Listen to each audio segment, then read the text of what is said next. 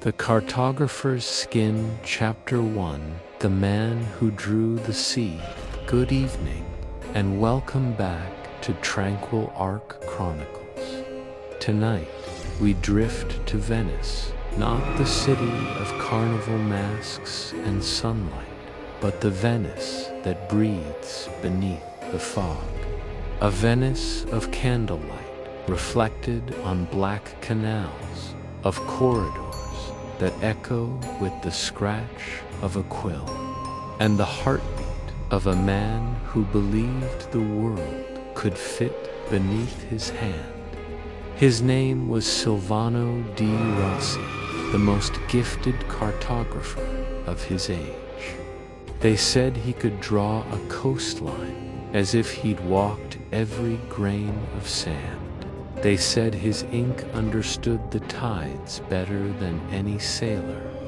And they said that somewhere in the quiet of his study, he tried to capture not the world as it was, but the world as it remembered itself. By the time our story begins, Silvano had not stepped outside his workshop for 93 days. The shutters were barred. The canals beyond his window had turned to mirrors of stagnant green. Inside, maps carpeted the floor like fallen leaves, one identical, yet not quite the same, because on every page the seas bled red. No pigment, no mistake of the hand-only and encroaching rust-colored bloom that spread slowly through the drawn oceans, as if the parchment itself were drowning. Silvano called it the illness of the world. He told himself the ink was spoiled, that humidity had corrupted it. Yet each morning, when he reached for a clean sheet and began anew, the red returned, this time deeper, pulsing faintly in the lamplight, like the faintest tremor beneath skin. Still, he continued, because what frightened him more than the bleeding maps was the thought of leaving one unfinished. On the night of the first red moon, Silvano placed his compass at the center of the parchment and whispered, "If the sea wants to speak, let it." The circle he drew that evening did not close. The line faltered, shivered, and then bent back upon itself, forming something like a spiral. When he lifted his hand, the ink still moved, curling inward as though it sought a heart to reach. Silvano watched until dawn, until the candle died and the spiral vanished into nothing but a stain. He did not know that the stain had already begun to spread beneath his skin. Once again, welcome, traveler, to another chapter in the endless corridors of forgotten history, where the dust of time and the ink of obsession blur the boundary between creation and madness. Tonight, we drift toward the floating labyrinth of Renaissance Venice, a city that never truly sleeps, where the canals reflect both moonlight and memory. Close your eyes if you wish. Let the world dim around you. You'll hear water lapping at ancient stone, the faint rasp of quills on parchment, and perhaps, just perhaps, the sound of something stirring beneath the tide. Silvano Moretti was not born a cartographer. He became one the way some men become ghosts, gradually and without permission. In the year 1574, when Venice was a glittering empire of trade and secrets, Silvano's maps were whispered about in royal courts, and in the dark corners of taverns where sailors traded tales for wine. He was known not merely for accuracy, but for something rarer, something otherworldly. His maps did not just describe the world, they remembered it. Sailors claimed that when they traced his coastlines with their fingers, they could smell salt, hear distant thunder, feel the heat of unseen suns. It was said that his maps pulsed faintly under candlelight, as though the oceans on them were alive, breathing. But Silvano never spoke of his technique.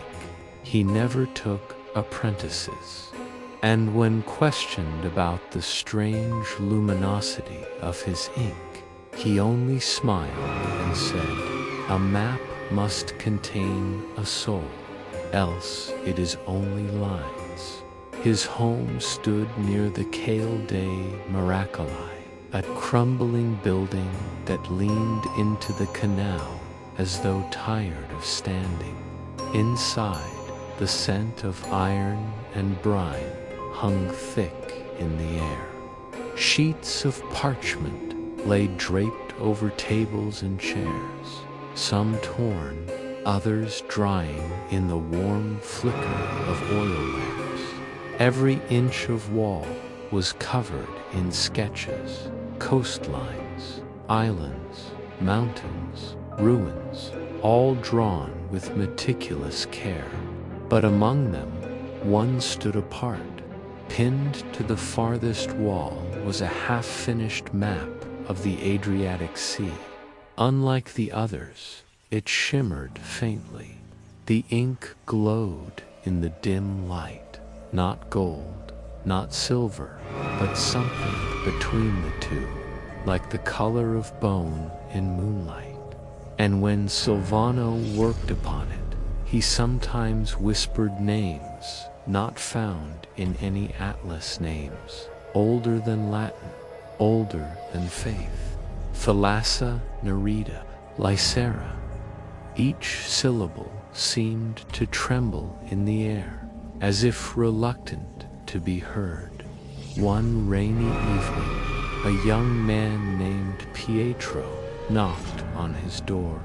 He was an apprentice from the Guild of Mapmakers, carrying a recommendation sealed with wax. "Master Moretti," he said softly, bowing, "I come to learn if you'll have me." Silvano studied him for a long time, eyes sharp as compass points. "You have steady hands." "I do, sir." "Then leave your name at the door," he murmured. "No man who draws the world may keep his own." It was not a metaphor, for in Silvano's world, every line drawn claimed a part of its maker. Pietro worked under candlelight for weeks, tracing coastlines and sketching islands from memory. Silvano taught him little of technique, but much of philosophy. "A map," he said, "is an act of faith. To draw the world is to declare that you believe in it, and belief is power." Sometimes, in the late hours, Silvano would dip his quill into a vial of black-red ink. Pietro noticed that he never refilled it. The liquid seemed endless, shimmering faintly when stirred. "What ink is that?" Pietro asked one night. Silvano looked up, eyes clouded with both pride and fear. "It is called Lacrim Sirenarum," he said softly. "Tears of the sirens."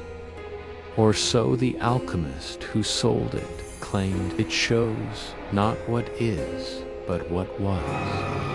He leaned close. "Do you wish to see the world as it once lived before men carved it apart?" Pietro hesitated. Then you already see too much. The first time Pietro used the ink, he felt a tremor run through his wrist. The lines he drew seemed to shimmer, bending subtly as though the paper breathed beneath them. He drew the coast of Sicily, but as the ink dried, the island changed shape, swelling, splitting, curling outward like a living thing. He gasped. The ink had drawn its own version of the island, one not seen for 1,000 years, when legends said the gods themselves had walked its shores. "Do not fight it," Silvano whispered behind him. "The ink remembers. It only needs your hand to awaken." And so Pietro learned to listen to the map as he drew. He began hearing faint murmurs in the parchment, not sounds exactly, but impressions. The sigh of wind, the rustle of unseen leaves, the creak of ships long sunken. When he closed his eyes, he saw flashes, storm clouds over ancient waters, mountains rising and sinking in slow centuries. He told Silvano, trembling, "It feels alive." Silvano nodded. "Good, that means it has begun." Weeks passed, and the map grew. Together they charted the coasts of forgotten lands, tracing shapes that no longer appeared on any globe. Islands swallowed by the sea returned under Silvano's pen. Rivers that no man had seen for centuries crawled again across the parchment. But the more they drew, the redder the ink became. At first, it merely darkened, a shade of wine, perhaps, but soon it gleamed like fresh blood. And when Pietro once pricked his finger on the compass tip, a droplet fell upon the map and vanished instantly, absorbed. Silvano only smiled. The map accepts offerings. One evening, as storms gathered over the lagoon, Pietro found Silvano asleep at his desk. The older man's hand still clutched his quill, and beneath it lay the parchment pulsing faintly, as though breathing. Curious, Pietro lifted a corner. Beneath the paper, the table's wood was stained a dark, sticky residue that smelled faintly of iron, and on the underside of the parchment, veins ran through it, thin branching lines that throbbed with slow rhythm. He dropped it in horror. When Silvano awoke, his eyes gleamed fever bright. "You looked beneath." I did, master." "Then you have seen the truth," Silvano whispered. "The map is no longer drawn on parchment. It is becoming one." Pietro shuddered. Becoming what? Silvano's lips trembled in a terrible smile. The world itself. That night, Pietro dreamt of the sea. Not the calm, moonlit canals of Venice, but an endless crimson tide stretching beneath a black sun. Shapes moved within, enormous, slow, and watchful. When he awoke, his hands were covered in ink, though he had not touched the quill. Silvano entered silently, holding a lamp. "It begins," he murmured. "Once the ink accepts you, it hungers for more." Days turned into weeks. Pietro could no longer tell if the faint rustling in the corners was paper or whispers. The air grew heavy with the metallic temps of the ink. Silvano worked feverishly, veins showing beneath translucent skin. His eyes were rimmed with red. "Just one more coastline," he would mutter. "One more curve." But when Pietro looked at the map now, it no longer resembled Earth. The continents were twisted, reshaped, alive, and through them ran a faint pattern like veins beneath skin. At the center pulsed a small red mark, a heart. One night, lightning struck the bell tower outside. The flash illuminated Silvano's face, slick with sweat, eyes wide and hollow. He turned to Pietro, voice trembling. "It breathes." Pietro stepped closer. "What does?" "The world," Silvano whispered. "The map is the world. Every inked coastline, every drawn current, they are veins and arteries. And he pressed his hand to his chest. "I am only its skin." And in that moment, Pietro saw it. Silvano's wrist, faintly patterned with lines like those on the map. His veins shimmered faintly in candlelight, red and black, pulsing in rhythm with the parchment. That was the night the heart began to beat louder. The map's pulse echoed through the walls, shaking dust from the rafters. Bottles cracked, lamps flickered.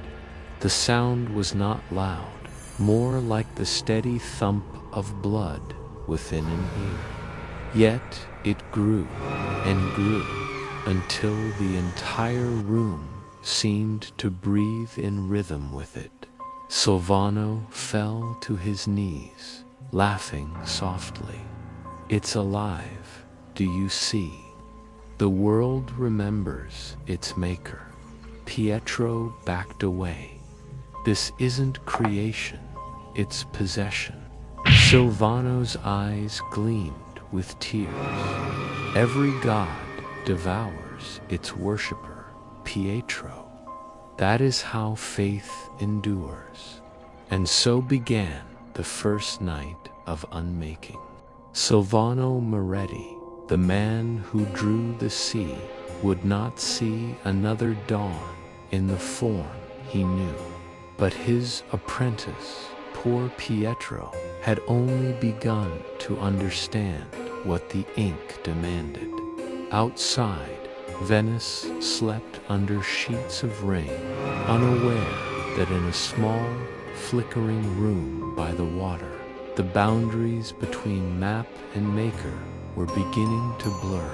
The ink pulsed again and again, like a heartbeat echoing through time.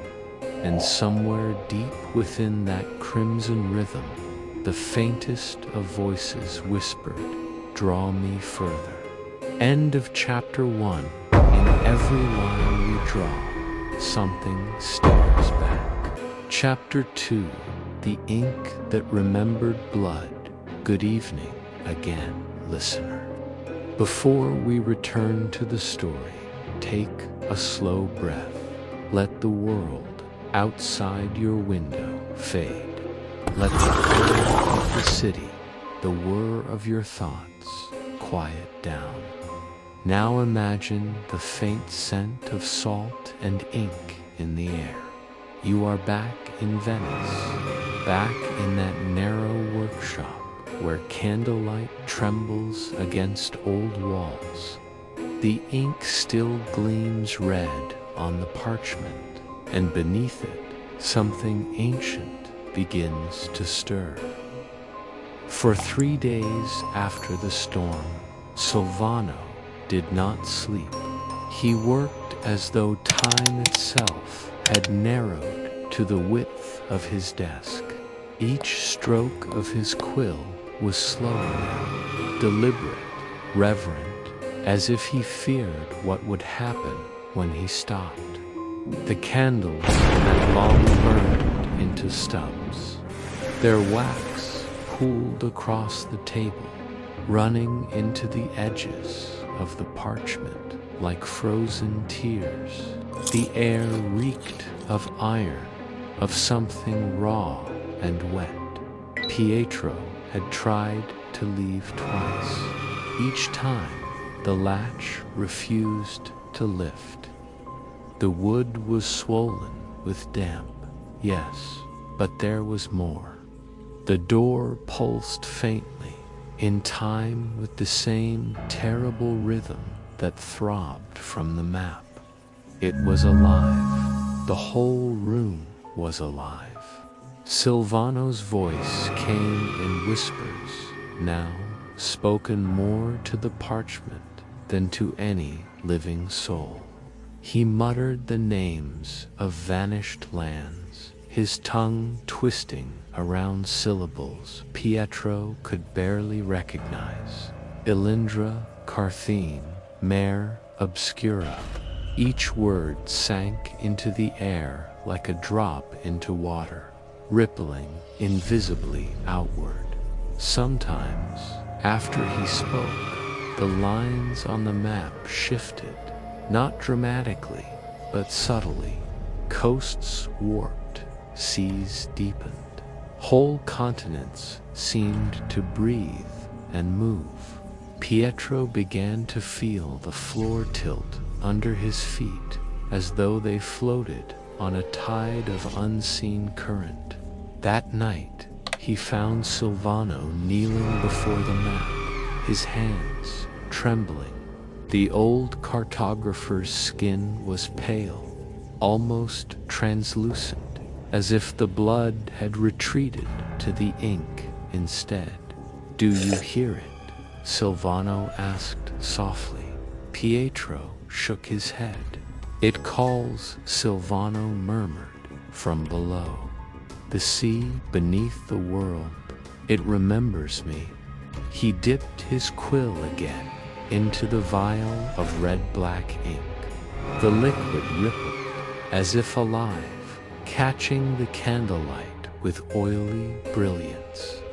And when he wrote, Pietro swore he heard faint singing, not words, not melody, but voices, hundreds of them, whispering from beneath the ink. In the following days, Pietro began to notice small changes. When he washed his hands after working, the water in the basin shimmered faintly red, though no wound marked his skin. When he slept, he dreamt of maps, vast sheets of flesh-colored parchment, stretching endlessly, stitched together by veins of gold and ink. Sometimes, when he awoke, his fingers traced invisible coastlines on the sheets beside him, as though continuing his work in the dark. He would hear Silvano pacing outside, muttering, "Every map must be made from something living." The world itself was first drawn in blood. It was on the 7th night that Pietro first saw the ink move on its own. He had fallen asleep at the desk, head resting beside the map. When he woke, a faint sound filled the room, the soft scraping of quill on parchment. But Silvano was nowhere in sight. Pietro raised his head slowly.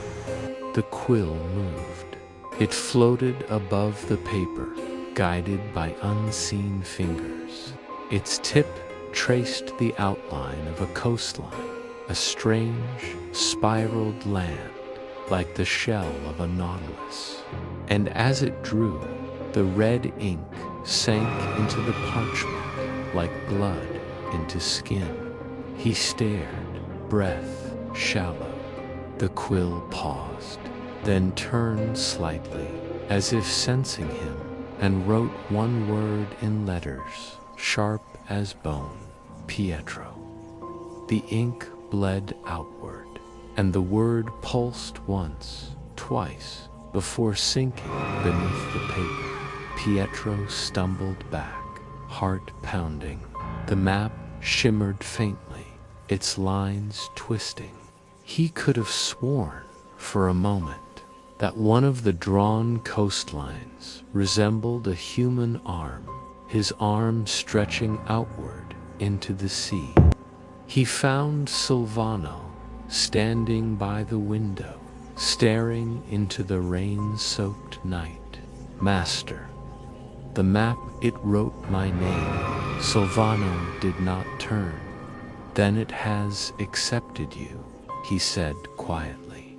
"It knows your shape, my shape."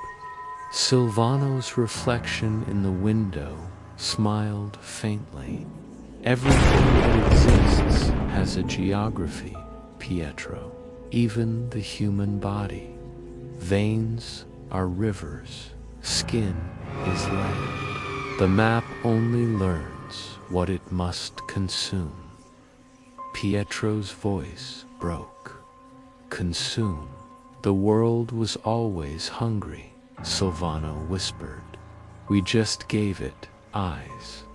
Later that night, Pietro found the old man mixing something at his table. In a small bronze bowl lay what looked like salt, ash, and dark fluid. He stirred it with his quill, humming low under his breath. "What are you doing?"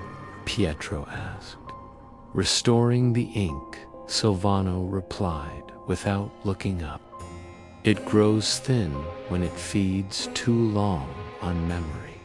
It must be thickened with sacrifice." He pricked his own finger and let a single drop of blood fall into the bowl. The mixture hissed. "You'll destroy yourself," Pietro murmured. Silvano looked up sharply. "You speak as though I am not already written upon." He held out his arm. Beneath the pale skin ran faint red lines, tiny coastlines, ridges, rivers, etched as though the ink itself had crawled beneath the flesh. Pietro stepped back. "Your skin, a map," Silvano said softly.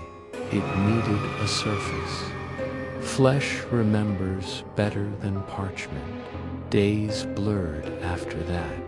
The air thickened, the smell of brine and blood. Pietro began to lose track of time. The bells outside rang endlessly, echoing through his mind like waves. He barely ate. The ink called to him when he tried to sleep. Once, he woke to find his own hand moving, tracing lines across the sheets beside him, not in ink, but in sweat, in blood, in something that shimmered faintly red under the candlelight. When he tried to stop, his fingers cramped violently, as if resisting his will. He whispered through gritted teeth, "No more, no more." And in the silence that followed, he heard a whisper, faint, tender, from the map itself. "Finish me." Pietro grew desperate. He thought of burning the parchment, of fleeing into the storm. But each time, some invisible force held him. When he tried to open the window, the air itself thickened, like unseen hands pressing against the glass. He turned to Silvano, who now rarely spoke. The cartographer's body seemed to be fading. The veins of ink beneath his skin glowed faintly when he moved. "Master," Pietro pleaded, "you must stop. It's killing you." Silvano smiled gently, eyes far away. "No, my boy, it's preserving me." He reached out a trembling hand and brushed the parchment's surface. "Don't you see? The world fades, kingdoms crumble, seas dry, stars die. But what is drawn endures." Pietro's voice trembled. "At what cost?" Silvano's gaze softened. "At the cost of forgetting where skin ends and map begins." That evening, the map began to hum. It was not a sound made by any living throat. It was deeper, older. The vibrations spread through the room, rattling glass and bones. Pietro covered his ears. "Make it stop." But Silvano only smiled, tears glistening in his eyes.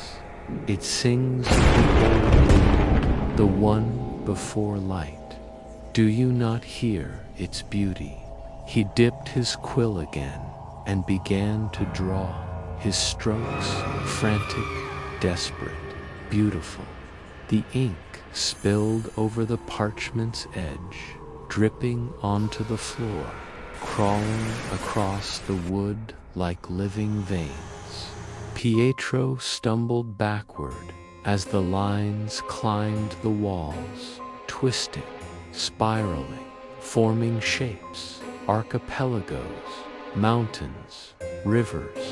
The room itself was being redrawn. "Silvano," he shouted, "you're drawing us into it." The old man's laughter echoed, high and broken. "There is no us and it, my boy. There is only the map." Then, as if in answer, the heartbeat returned, louder now, pounding through the walls and floor. The air shuddered. The parchment began to swell, bulging upward, as though something beneath it pressed outward, struggling to emerge. Pietro lunged forward and grabbed Silvano's wrist. "Stop, it's alive." Silvano turned, and for a moment Pietro saw not the man he had served, but a creature half transformed. His skin was streaked with red lines, veins etched like coastlines. His eyes glowed faintly gold, reflecting the candlelight. "I am alive," Silvano whispered. For the first time, he tore his wrist free and pressed his palm to the map. The parchment quivered. Then it opened. Not tore opened like a wound or a mouth. The air filled with the smell of salt and decay. Pietro staggered back as wind rushed from the parchment, carrying the echo of distant waves and the faint cries of things not meant to be heard. From within the glowing map, faint shapes swam enormous, slow, luminous, like lanterns beneath black water. They circled, waiting. Silvano looked down upon them with awe. "Do you see? The world before the world." He reached deeper, his arm vanishing into the parchment as though it were liquid. Pietro screamed, "Master, no." But Silvano only smiled, whispering, "Every map maker must finally step inside his own creation." And then, with a final breath, he sank into the map, skin, hair, and bone, dissolving like ink into water. The parchment lay flat once more. Only one sound remained, the slow, steady rhythm of a heartbeat beneath the paper. Pietro stood alone in the flickering dark, trembling. Then, with terrible clarity, he realized the heartbeat was not fading. It was matching his own. End of chapter 2. The ink remembers, and it never forgets whose blood it tasted first. The Cartographer's Skin, chapter 3. The map beneath the skin. The storm had passed, but the silence that followed was worse. The canals outside the workshop lay perfectly still, black glass under a pale moon. No gondolier sang, no footsteps echoed, only the faint drip of water from the eaves, each drop sounding like a heartbeat that refused to die.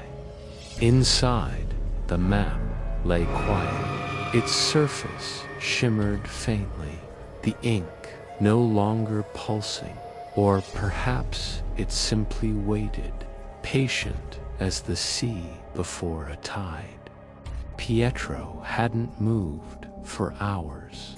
He sat at the edge of the table where Silvano had vanished, his eyes fixed on the place where the old cartographer had dissolved. The wood was clean to clean.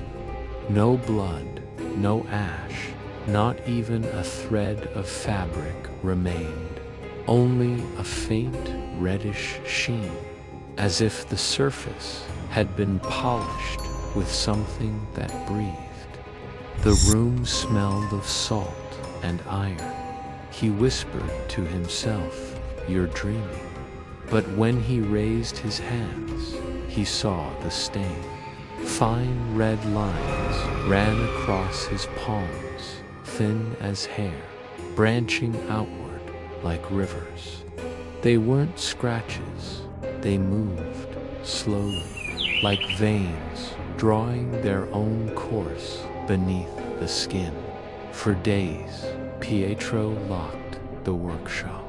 He sealed the shutters, doused the lamps, tried to convince himself that light itself was dangerous, that illumination made the lines grow. He slept in brief fits, always waking to the sound of paper rustling somewhere close, though there was no wind. Once, he awoke to find the map spread on the floor again, though he swore he had rolled it up and hidden it. The parchment lay smooth and flat, the faint glow of ink rippling beneath it like something breathing under thin water. And in the center, where Silvano had pressed his hand, a faint handprint still glimmered, red, translucent, and warm. Pietro tried to burn it. He gathered the parchment, trembling, and held it over the flame of a candle.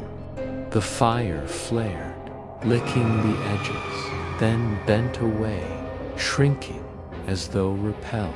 The parchment didn't char. Instead, the ink began to move, lines twisting and recoiling like living veins. The faint heartbeat returned, and with it came a low hum, deep and resonant, as though the world itself inhaled.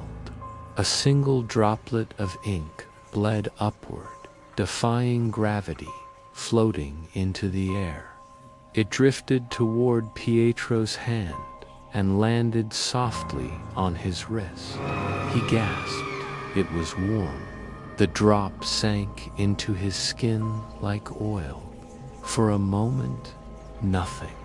Then pain, sharp, spreading, alive. He screamed as red threads shot across his arm, branching, curling, spreading toward his shoulder, his neck. He grabbed a knife, desperate, and scraped at his skin.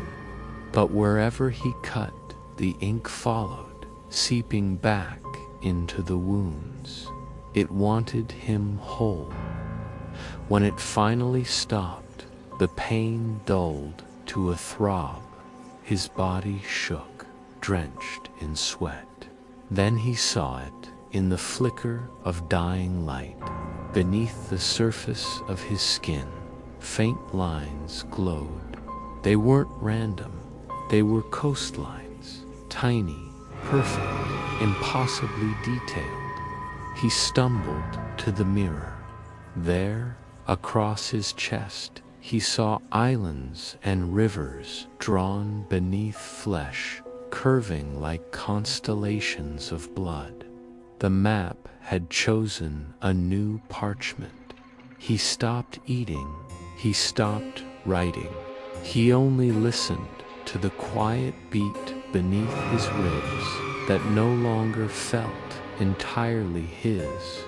At night, the heartbeat of the map pulsed in sync with his own. When he pressed his hand to his chest, he swore he could feel the paper-esque texture beneath his skin, the faint crinkle of parchment with every breath. He dreamed constantly now, not of the world outside, but of an endless sea, crimson and black, stretching beneath a sky made of ink. Silvano's voice whispered through the waves, gentle and distant. Finish what I began. Sometimes, when he awoke, he found ink stains on the sheets, though no quill was near. One night, as the tide rose high and moonlight dripped through the cracks in the shutters, Pietro heard knocking. 3 slow, deliberate knocks. He froze. No one visited this part of the city anymore. When he opened the door, the canal beyond was empty, save for a small glass bottle floating on the water. Inside it, a rolled scrap of parchment. He reached for it, hands trembling, and unsealed it. The scrap was small, perhaps torn from the map itself. On it, a single coastline, drawn in that same blood-red ink. But as he stared, the line began to shift. It twisted, curled, reshaped, until it formed letters. North. Pietro frowned. North of where? Then he realized the coastline resembled something familiar. Not land, but flesh. The curve of a shoulder. The ridge of a neck.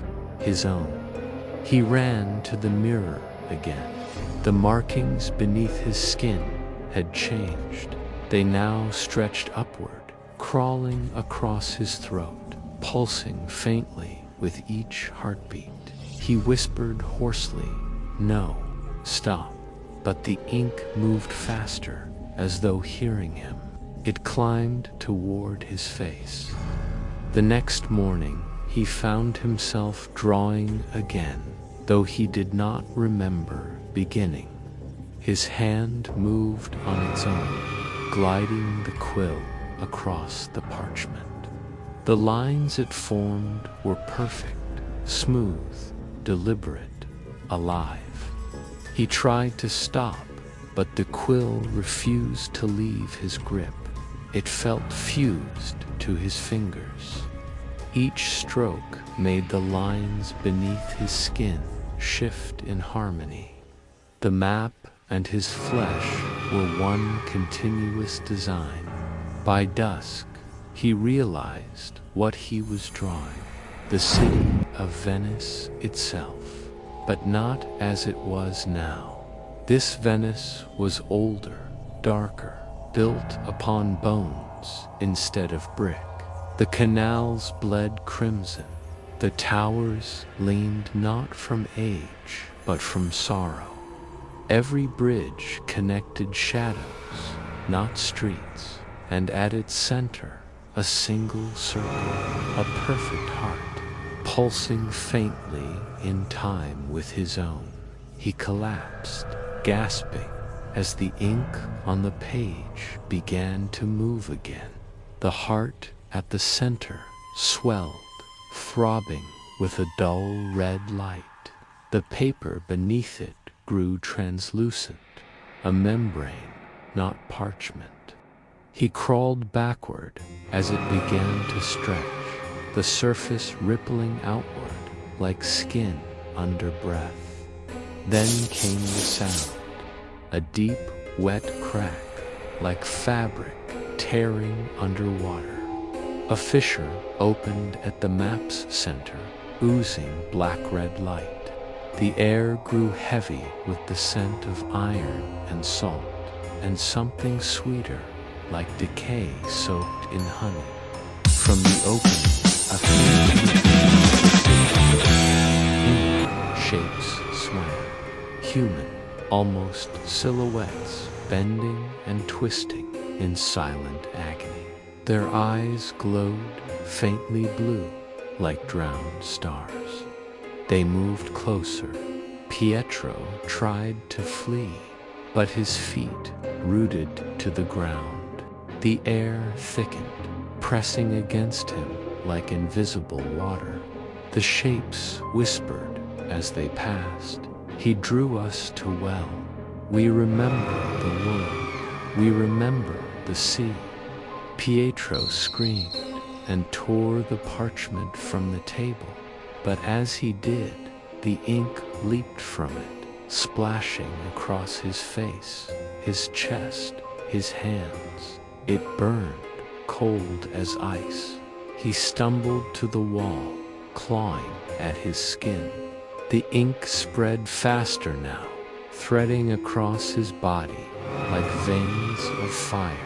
His reflection in the glass shimmered, his skin pale and translucent, his eyes rimmed with red, and beneath that the lines glowed brighter.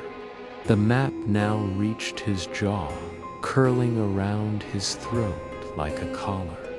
He felt it beneath his ribs, the map's heartbeat and his own beating as one.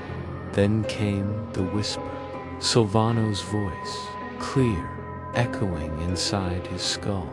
"You're almost complete, Pietro."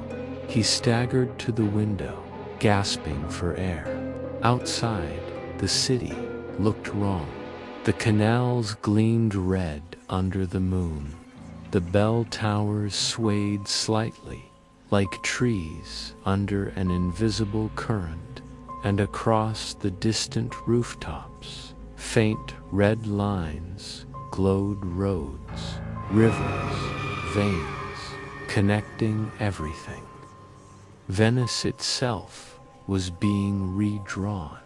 Pietro pressed a trembling hand to the glass.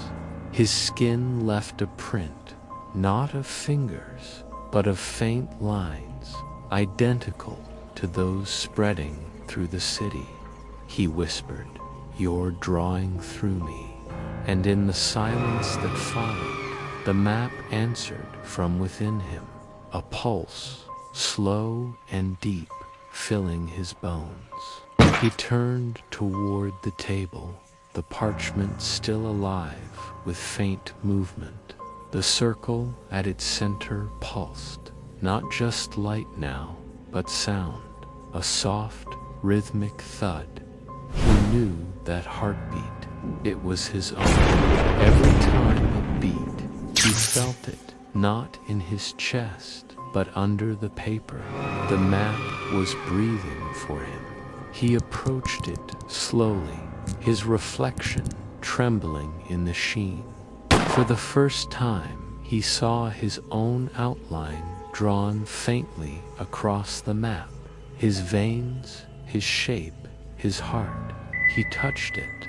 The paper pulsed once, then the world turned inside out. There was no sound, only color, spreading, rippling like oil through water. He fell, weightless, through a sea of parchment and ink. Above him, coastlines unfurled. Mountains rose and sank like waves. The ocean turned red, then black, then white. He tried to scream, but no voice came. Only bubbles of ink escaped his mouth, drifting upward like lost words. Shapes passed around him, fragments of Silvano's world.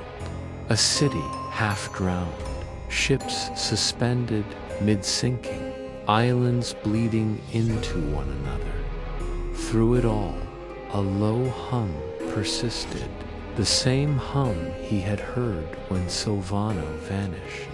The sound of something vast breathing just beneath perception. He floated toward it. A light pulsed below, deep within the ink, slow, enormous, alive, the world's heart. It beat once. The ocean shuddered. And then, through the haze, he saw it, a colossal figure rising from the depths. Its skin shimmered with lines and rivers. Its eyes were black, endless.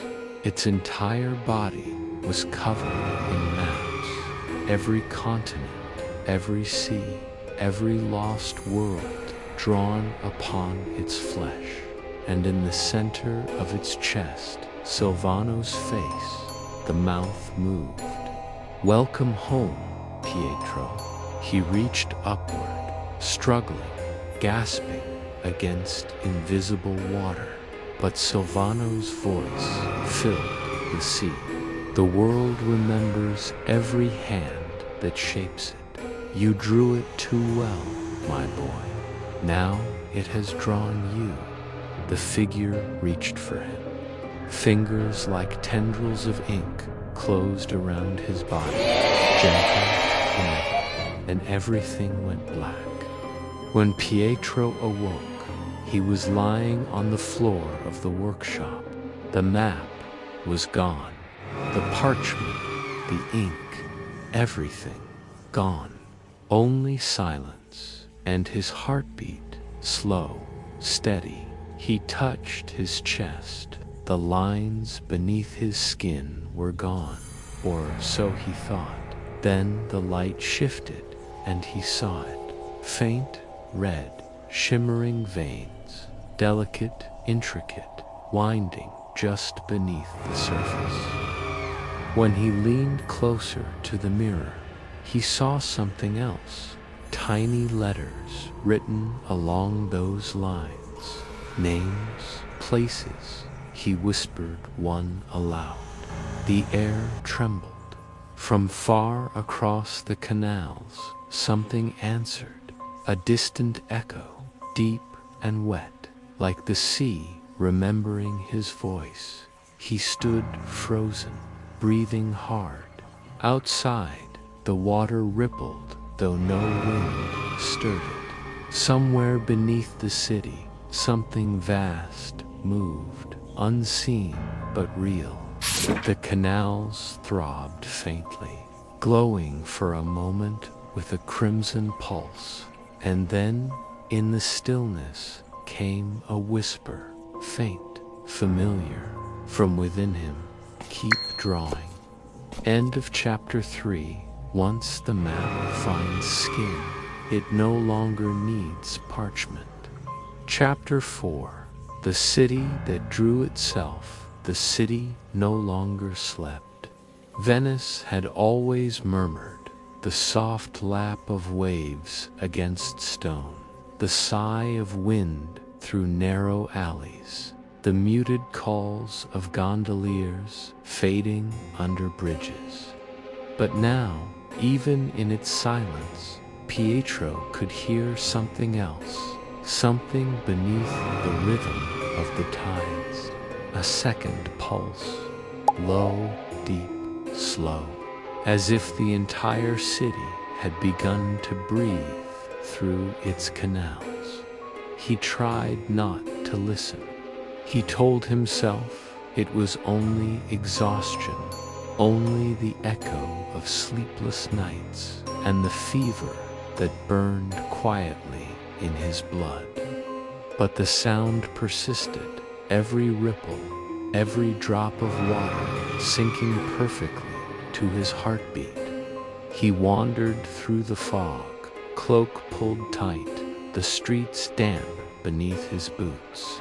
It was early dawn, that hour when light and shadow blend until neither can be trusted. The city felt hollow, doors closed, windows shuttered. The air carried the scent of ink, faint, metallic, almost sweet.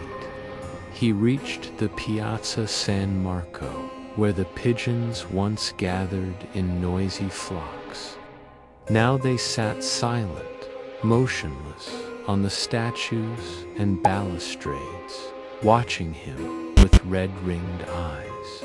When the first bell tolled, the sound came not from above, not from the campanile, but from below, from the water. A deep, resonant clang that made the pavement vibrate beneath his feet. He froze. The pigeons took flight at once, a black storm of wings vanishing into the fog. He turned toward the canal.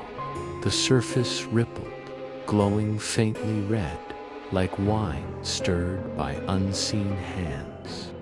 Then, slowly, impossibly, the water shifted shape.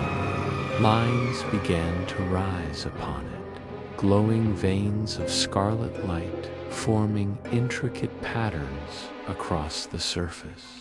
It was a map, a perfect outline of the square where he stood, drawn across the water itself. Pietro stumbled back, heart hammering. Every canal around him shimmered now, each one traced with lines that pulsed faintly in rhythm with the others. He could see buildings connected by those veins, bridges glowing like capillaries.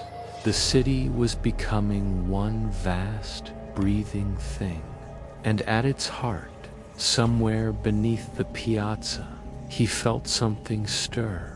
A slow, enormous shift of presence.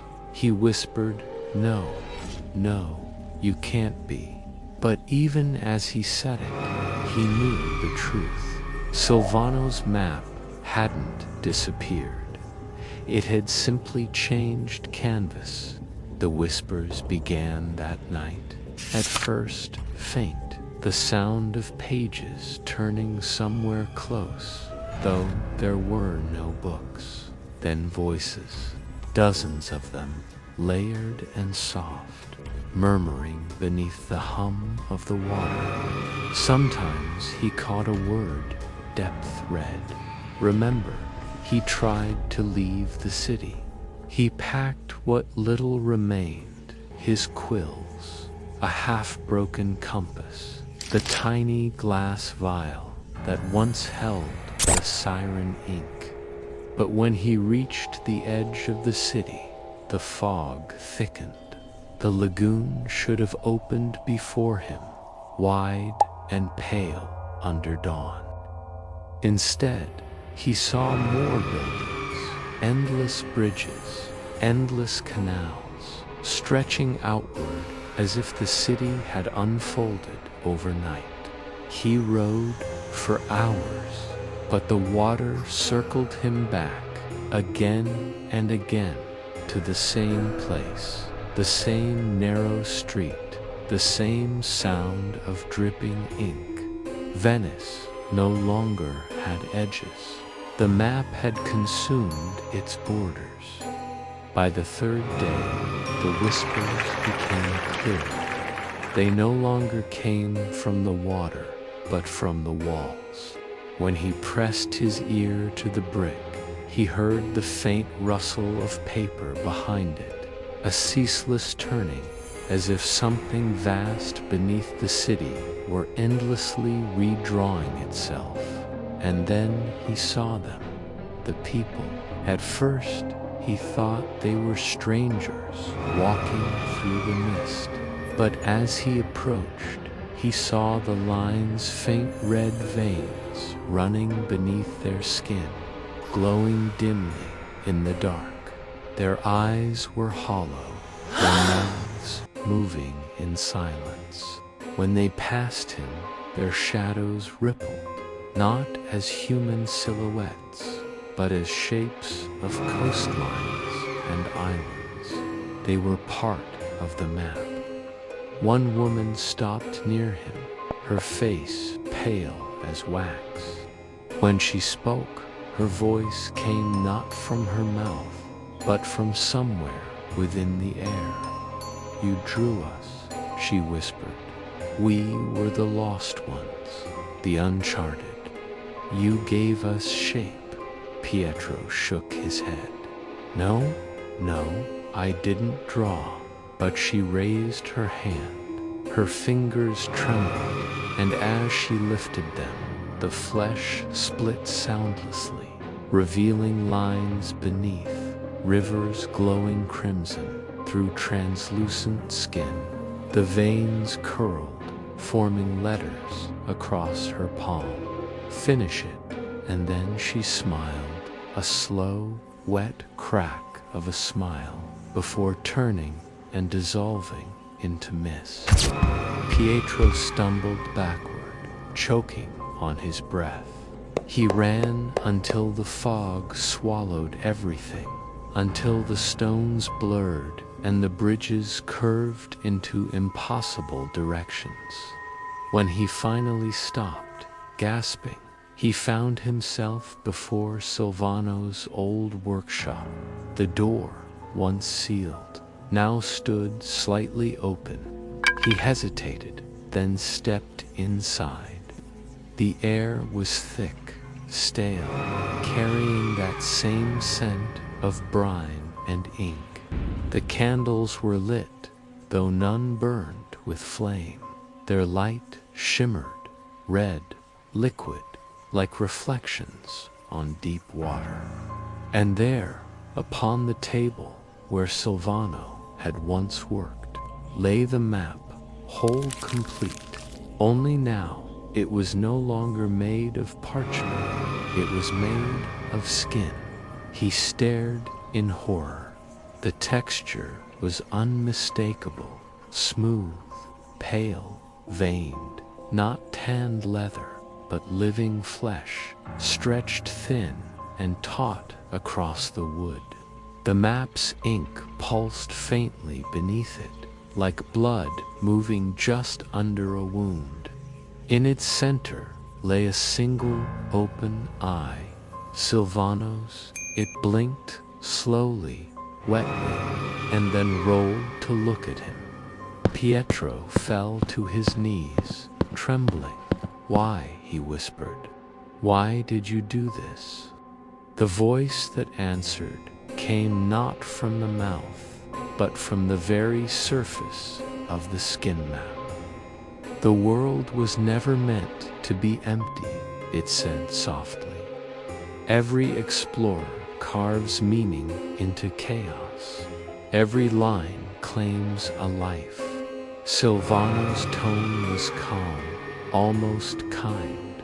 "But when you draw the world completely," he continued, "you erase the space where gods might hide. You leave only flesh." The eye turned toward him again, and flesh remembers. Pietro backed away, his pulse wild. He turned for the door, but the wood had changed. The frame was soft now, slick with something dark.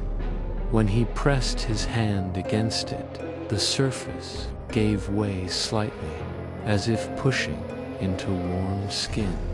He recoiled, staring. The walls around him began to ripple, their colors darkening, veins spreading across them like cracks of red lightning. The whole building was alive. A faint sound rose beneath his feet, a wet, rhythmic thumping, the same heartbeat he'd felt beneath the table weeks ago, the same heartbeat that now filled the entire city. He stumbled out into the alley, breath ragged. The air itself seemed heavier, thick with invisible ink. Everywhere he looked, the world seemed to distort. Buildings leaned toward one another, their shadows stretching like tendrils. The canals no longer reflected the stars, only red ripples pulsing in steady rhythm. He clutched his chest, feeling the pulse in perfect sync. He realized then that he hadn't eaten in days, and yet he wasn't hungry. His body felt lighter, almost hollow. When he lifted his sleeve, the faint glow beneath his skin had returned, but now the lines were thicker, darker, like rivers branching across a dying world. He whispered, "You're drawing through me again," and the air replied, softly, always. That night, he returned to the square. The canals glowed faintly red beneath the moon. He saw others now, dozens of them, walking slowly along the bridges, their eyes blank, their veins pulsing like faint ink lines. Together they formed a pattern, a living diagram across the city. When viewed from above, he knew they would form the shape of the map. He realized the truth. Venice was not just being drawn, it was writing itself, using its people as ink. Every step, every breath, every pulse fed the shape into being. He tried once more to flee through alleys that shifted, bridges that led to nowhere, but the streets folded around him like pages closing a book. In one moment of clarity, he saw it from above, not with eyes, but with something deeper. The entire city, drawn across an invisible sheet of flesh, pulsing with veins of crimson light.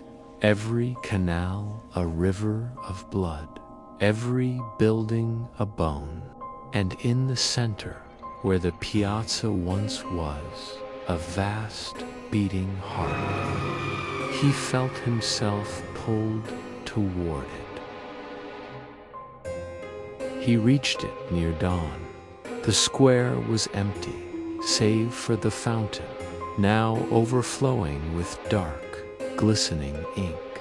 The ground beneath his feet vibrated with each beat. He knew what waited below, the map's heart, Silvano's creation, now alive, now endless. He knelt, trembling, staring into the pool. His reflection looked back at him, pale, hollow, veins glowing like roots of fire. When he reached into the ink, it was warm, alive. He whispered, "If I finish it, will it stop?" And the ink whispered back, softly, "Only when nothing remains unwritten." He pulled his hand free. It was coated in red light. Not blood, not ink, but something between. It shimmered, restless, wanting to move. He turned his hand over. The lines upon it twisted, forming new shapes, new continents, new coasts.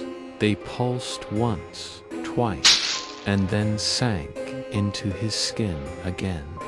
The heartbeat beneath the city quickened. He felt it inside his bones, inside the air, a hum that was no longer outside him, but within. Venice was no longer a place. It was a living map, breathing through every body, every wall, every drop of water. And Pietro, the last cartographer, was its pulse. He fell to his knees. The ground trembled. All around him, the city began to shift, stone turning to flesh, windows blinking open like eyes. The bells of San Marco rang, though no hands pulled their ropes. The sound rolled across the city like thunder underwater. The canals erupted in waves of crimson light, curling upward like veins bursting. Every person still walking froze mid-step, their veins glowing brighter, until, one by one, they dissolved into mist, their forms drawn into the air like lines on unseen parchment. And in the center of it all, Pietro felt himself unravel. His heartbeat slowed, not from weakness, but surrender. Each pulse sent out a wave of red light, spreading through the canals, feeding the city's growing shape. He whispered Silvano's name once more. The voice that answered came from everywhere, from within the walls and the water and his own chest. You finished it, Pietro.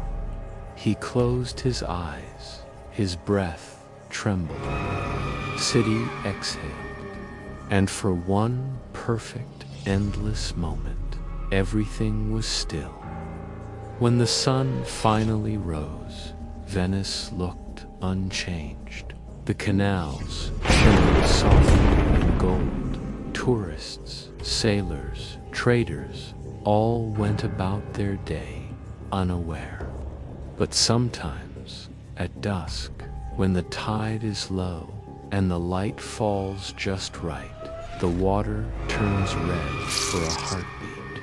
And if you lean close enough to the canal's edge, you can see it, faint, delicate lines shimmering beneath the surface, a map, alive. And if you whisper a name, any name, into that reflection, you'll hear the faint echo of a quill scratching from deep below, finishing a line that was never meant to end. End of Chapter 4. Cities remember their makers, even when the makers forget themselves. Chapter 5. The Drowned Atlas. The sea did not sleep. Pietro had learned that Venice itself was no longer a city, but a living map. The streets pulsed with veins of red light. The buildings leaned like rib cages.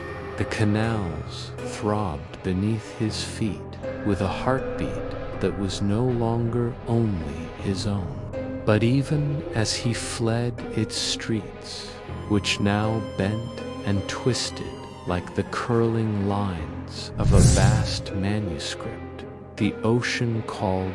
It had been patient, endless, waiting, watching. Now the tide whispered in voices Pietro could not ignore. The first sign appeared at the docks. Ships that should have long sailed away lay tethered to nothing. Masts creaked unnaturally, their ropes swaying, though no wind stirred. The water beneath them shimmered faintly red, pulsing like veins. Fishermen who ventured too close reported seeing faint shapes below the surface, patterns of light, coasts forming where no islands existed, tiny rivers curling through the water like lines on parchment. By noon, the first bodies were found. Sailors who had vanished days before returned pale and silent. Their skin bore the faintest lines, crimson threads that glimmered just beneath the surface. The veins moved with a subtle rhythm, matching the tide. No one knew what to make of it. No one understood, but Pietro did. He had seen the map consume Venice, and now it reached outward, At night, he went to the waterfront. The sea lay calm under the moon, silver and black. The fog rolled across the water like smoke, and faint red lines pulsed beneath the surface. He knelt at the edge of a gondola and reached into the water. The moment his fingers touched it, the ink surged upward, coating his hands. Not liquid, but alive, warm, almost breathing. He withdrew them and watched as the red lines spread outward, coiling across the wood. The veins extended down the sides of the boat, threading themselves into the oars and the hull. Then the faint outline of a continent appeared below the water. It was impossible. The shape was old, older than Venice, older than the oceans themselves. Islands that had never been charted appeared and vanished. Rivers twisting impossibly into seas that should not exist. And in the center of it all, a glowing circle pulsed like a heartbeat. Venice, the city, his city, was now the center of a living atlas. The next day, sailors whispered of a strange fog rolling across the Adriatic. Ships were found drifting, sails shredded, masts broken, but no sign of struggle. The logs were intact, except every map aboard was defaced. Coastlines curled into impossible shapes, islands splitting into rivers, mountains folded like pages. When some attempted to flee toward known ports, the compass spun wildly.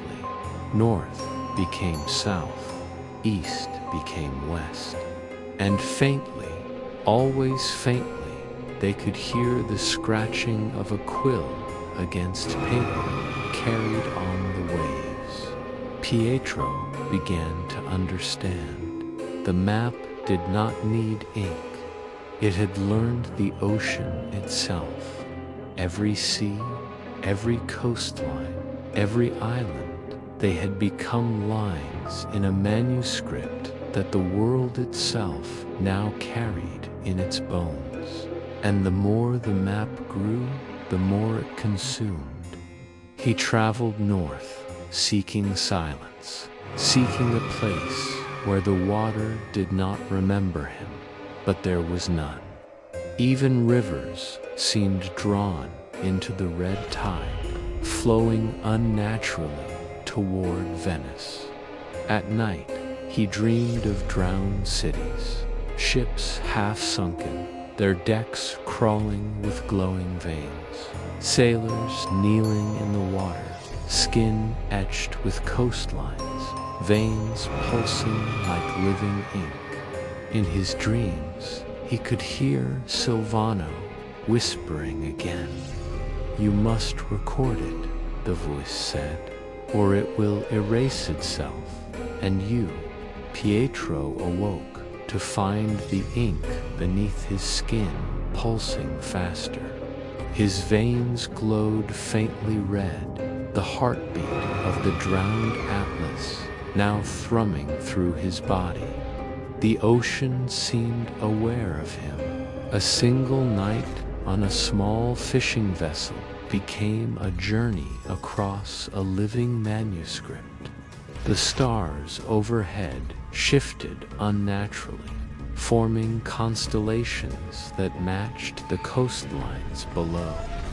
The waves lapped with patterns, rivers moving into oceans, oceans into the veins of distant lands.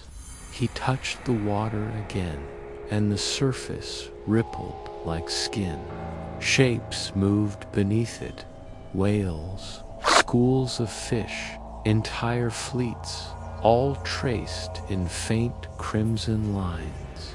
He tried to scream, but but his voice emerged as a whisper carried by the wind, echoing across the water. The map, the living atlas, had consumed everything it touched, and now it consumed him. He knew the names of all the seas now, not as a cartographer, but as the map itself.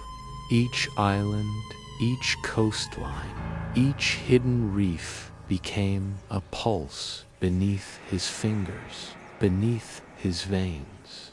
He could feel the rivers in Africa flowing beneath his skin, the mountains of Asia rising and falling in rhythm with his heartbeat. Europe curled upon itself, veins glowing. The Americas appeared like blood-stained parchment beneath the ocean. Every place he had ever known, and all he had never seen, were now drawn upon him, mapped onto his body, breathing through him. By the fourth night, sailors who had been lost for months returned, but they were changed, eyes hollow, skin etched with lines of light. They moved silently through ports, whispering directions that no one could follow. Ships left ports as though guided by invisible hands, following coastlines that existed only in Pietro's map. One man reached him, trembling. "They told me to come," he whispered. The water spoke. "We are part of it now." Pietro watched as the veins beneath the man's skin pulsed. They moved in rhythm with the tides, tracing every ship and port across the Adriatic and beyond. The drowned atlas was alive, and Pietro was the heart. He began to understand the cost. Every time he drew a coastline, every time he traced a river, every time he whispered a name of a place, the world remembered him. His own flesh became a map. Every vein, every artery, every nerve was now a line, a living part of the atlas. And the atlas demanded more. It called to explorers, to sailors, to anyone who would chart the seas. Every map drawn, every voyage taken, every city explored became lines beneath the water.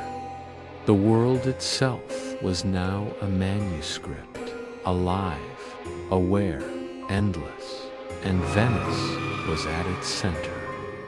By the fifth night, Pietro could no longer distinguish between his own thoughts and the whispers of the water.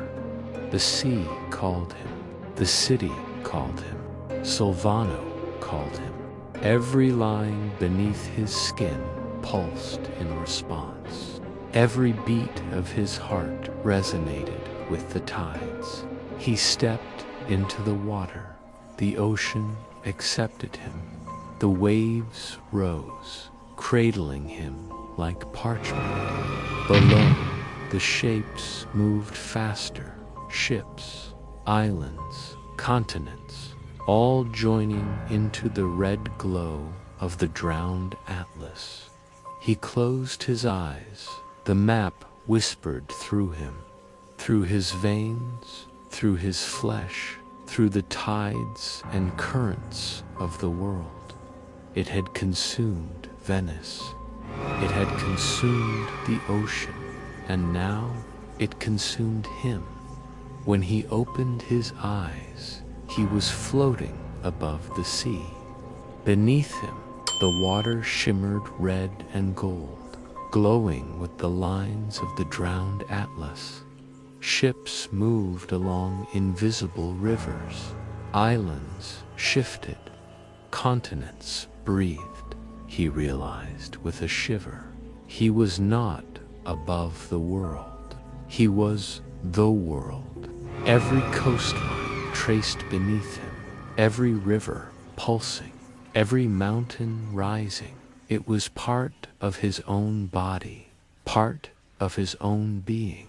The ocean spoke, the city spoke, the map spoke. You are the cartographer now. You are the map. You are the blood. And then silence. The tide stilled. The world paused. The heartbeat beneath his skin slowed to match the rhythm of the unseen atlas, beating once, long and steady. Pietro knew the truth now. There would be no waking, no escape, no end. He was the drowned atlas, and the world would remember him forever. End of chapter 5. Every map drawn will claim a soul. Every explorer leaves a line. Chapter 6. The siren ink and the endless shores. The ink never rested. Pietro could feel it beneath his skin now, pulsing, warm, restless. Not merely a substance, but a consciousness, a living force, whispering constantly in the rhythm of his heartbeat. Venice had been only the beginning. The drowned atlas had stretched its veins across the Adriatic, across oceans, and now it reached toward every shore, every island, every lost harbor, and with it came the sirens. He first heard them at night, not their songs exactly, not melodies that lulled the mind into sleep, but whispers in the ink, calling out names he did not know. Voices of explorers long drowned, ship captains who had vanished without trace, navigators who had been eaten by storms. The ink called them, bound them, drew them into the atlas, and the sirens guided them.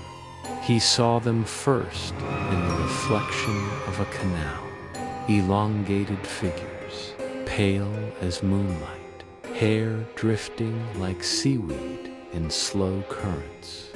Their eyes glimmered faintly crimson, veins like threads tracing across their translucent skin.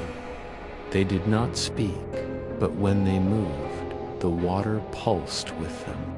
The red lines beneath the surface seemed to reach out, wrapping around the forms, feeding them, shaping them. Pietro knew, then, what Silvano had done. The ink was no mere medium. It was blood, siren blood, harvested, preserved, and infused with the knowledge of the oceans. Every drop carried the memory of drowned lands, of currents, of the hidden world beneath waves, and it remembered every sailor, every explorer, every cartographer. The ink marked them, drew them into its endless manuscript. Pietro touched the ink beneath his skin. It moved in his veins like water. The pulse beneath his ribs now carried multiple rhythms. His heartbeat, the city's heartbeat, and the ocean's heartbeat. They were all connected, all one. At night, he walked along the northern shores of Italy.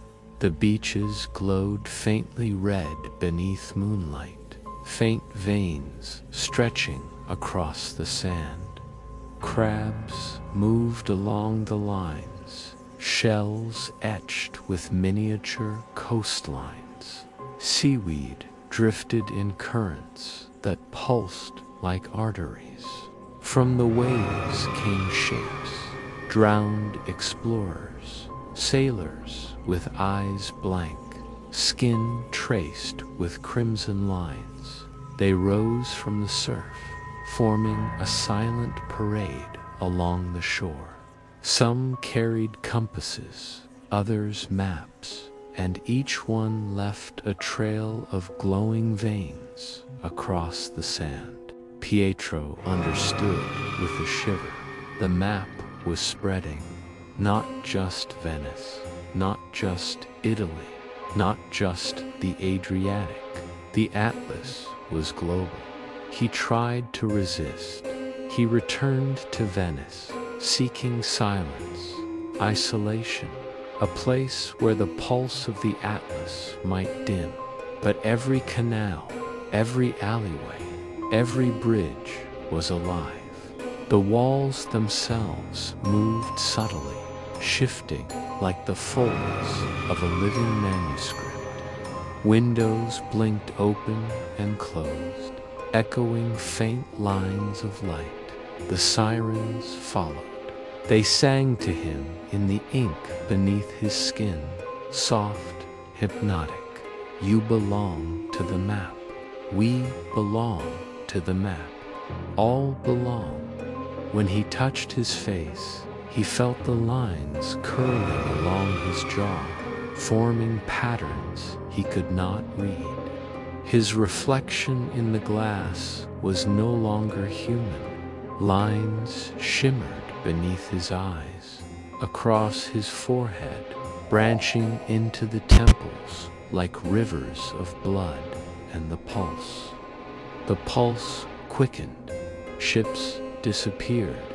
Every vessel that set sail in the northern Adriatic vanished, leaving behind only a wake of crimson light. Fishermen whispered of waters that moved against the wind, tides that carried currents in impossible directions.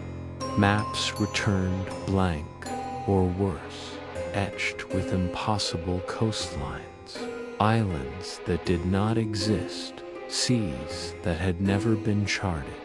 Pietro felt the ink move faster beneath his skin, pulsing in time with the invisible compass of the oceans. Every place erased became a line etched into him. Every ship lost became a river in his veins. And then came the storm. Not a storm of wind or rain, but of light and sound. The seas along the northern coast boiled faintly, glowing red beneath clouds heavy with ink-colored mist. Waves surged unnaturally, forming shapes, continents folding, cities emerging and dissolving in the water. The sirens rode upon the swells, their forms stretched impossibly long, their veins pulsing with every heartbeat of the oceans. Pietro waded into the waves, his cloak drenched, and felt the ink beneath his skin ripple with anticipation. The atlas called to him. It wanted completion. From the depths rose a ship. Its hull gleamed faintly, like polished bone. Its sails were tattered, stitched from shadows, veins of red ink trailing along the fabric. On board figures moved, sailors who had vanished decades ago, captains lost to storms, explorers who had charted unknown seas. They raised their hands, tracing lines in the air, and Pietro understood. The map was not just in ink, it was alive. It was everywhere. The ship drifted closer, guided not by wind, but by the pulse of the atlas itself. Each oar stroke was a heartbeat, each sail a vein. Pietro climbed aboard. The deck was wet with warm crimson light. The sailors stood silently, veins glowing faintly, eyes empty yet aware. They did not speak, but the ink beneath his skin vibrated, a message he felt rather than heard. Draw us, complete us, join us, and he did. His hand moved across the deck, across the masts, tracing the lines of oceans, islands, and coasts. Each stroke left a ripple of red beneath his fingertips. The sailors followed, moving in rhythm with his drawing, forming patterns across the deck that mirrored the veins in his own body. The atlas grew, days passed, time had no meaning. The waves pulsed, the ink coursed through Pietro's veins faster with every heartbeat. His dreams were filled with drowned cities, lost islands, explorers stretching across impossible maps. Every time he awoke, he found the atlas had spread further, red lines glowing across continents, rivers drawn across oceans, mountains etched into the skin of the world.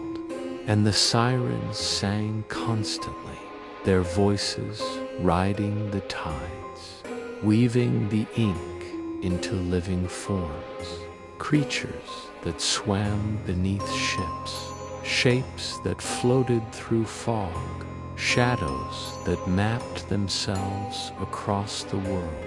Pietro had become the heart, the pulse, the quill. By the 10th night, the atlas was global. Every ocean carried veins of red beneath the surface.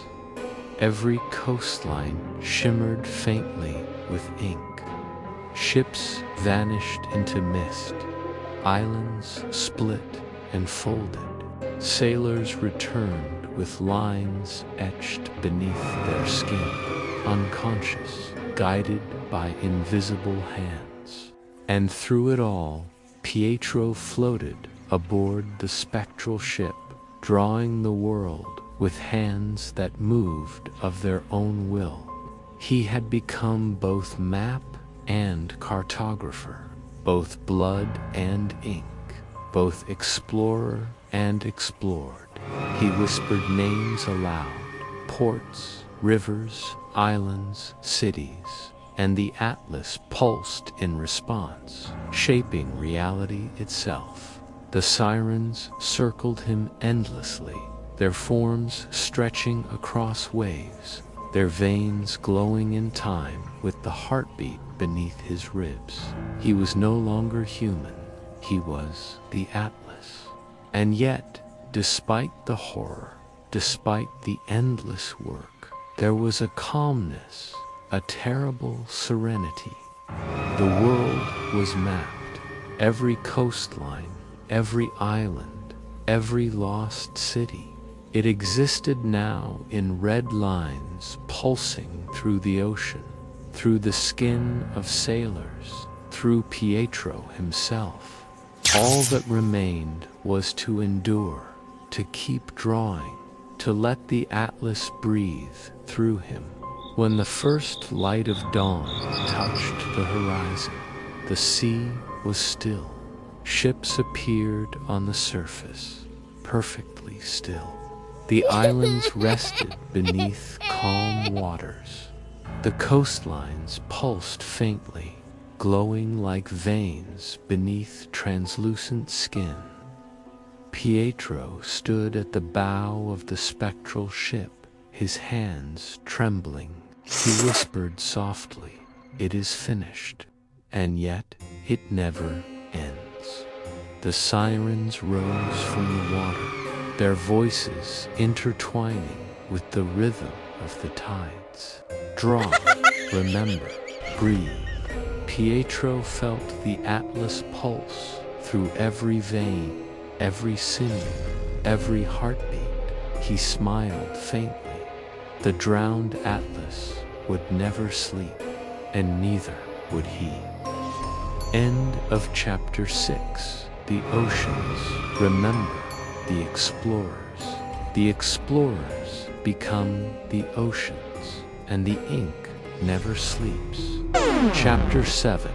The Echoes of Siren Song. The song had begun subtly, almost imperceptibly. At first, it was only in the whispers of the wind, threading through narrow alleys, slipping under doors, curling around the eaves of rooftops. Sailors, returning from the northern Adriatic, reported it faintly, a melody carried across the waves, not a tune for joy or mourning, but a call, precise, obsessive, impossible to ignore. Those who heard it first said it was a dream, then a half-dream, then a memory that was not their own. And Pietro, he felt it beneath his skin, the siren ink already pulsing through his veins, thrummed with anticipation. The lines beneath his skin glowed faintly as the song coursed through him. It was not a song as one might know, but a pattern, an echo of tides, of ships, of drowned cities. Each note was a map, each rhythm a coastline, each vibration a hidden current beneath the waves. He could feel the pull, subtle at first, like a tide tugging at the shore. But then it became insistent. It began with letters, not words exactly, but scratches in the air, faint, like ink, dripping slowly onto paper, forming lines in the corners of vision, across walls, across windows. Anyone who saw them could not explain it. A sailor traced one along the hull of his ship and found that his hand tingled. The lines etched themselves into his skin. An explorer in Lisbon noticed the same shapes in the surf, pulsing faintly under his feet. The song moved through them all, and as the siren ink whispered, the lines moved, following, shaping, expanding. Pietro sailed across the northern seas, guided by the invisible pulse of the Atlas. He watched the world respond to the call. Fog hung over harbors, curling into shapes that resembled vessels he had never seen. Sailors turned toward the mist, their eyes glassy, tracing invisible paths. They were not aware of him. They were aware of the lines beneath their own skin, the map pulsing in rhythm with the heartbeat beneath his ribs. The sirens circled him, spectral forms weaving through the mists, their hair drifting like floating rivers of ink. Every movement left patterns in the air, ghostly coastlines shimmering for a heartbeat before fading. He remembered Silvano's words. The ink remembers, the map remembers, and the sirens call those who cannot resist. It was true.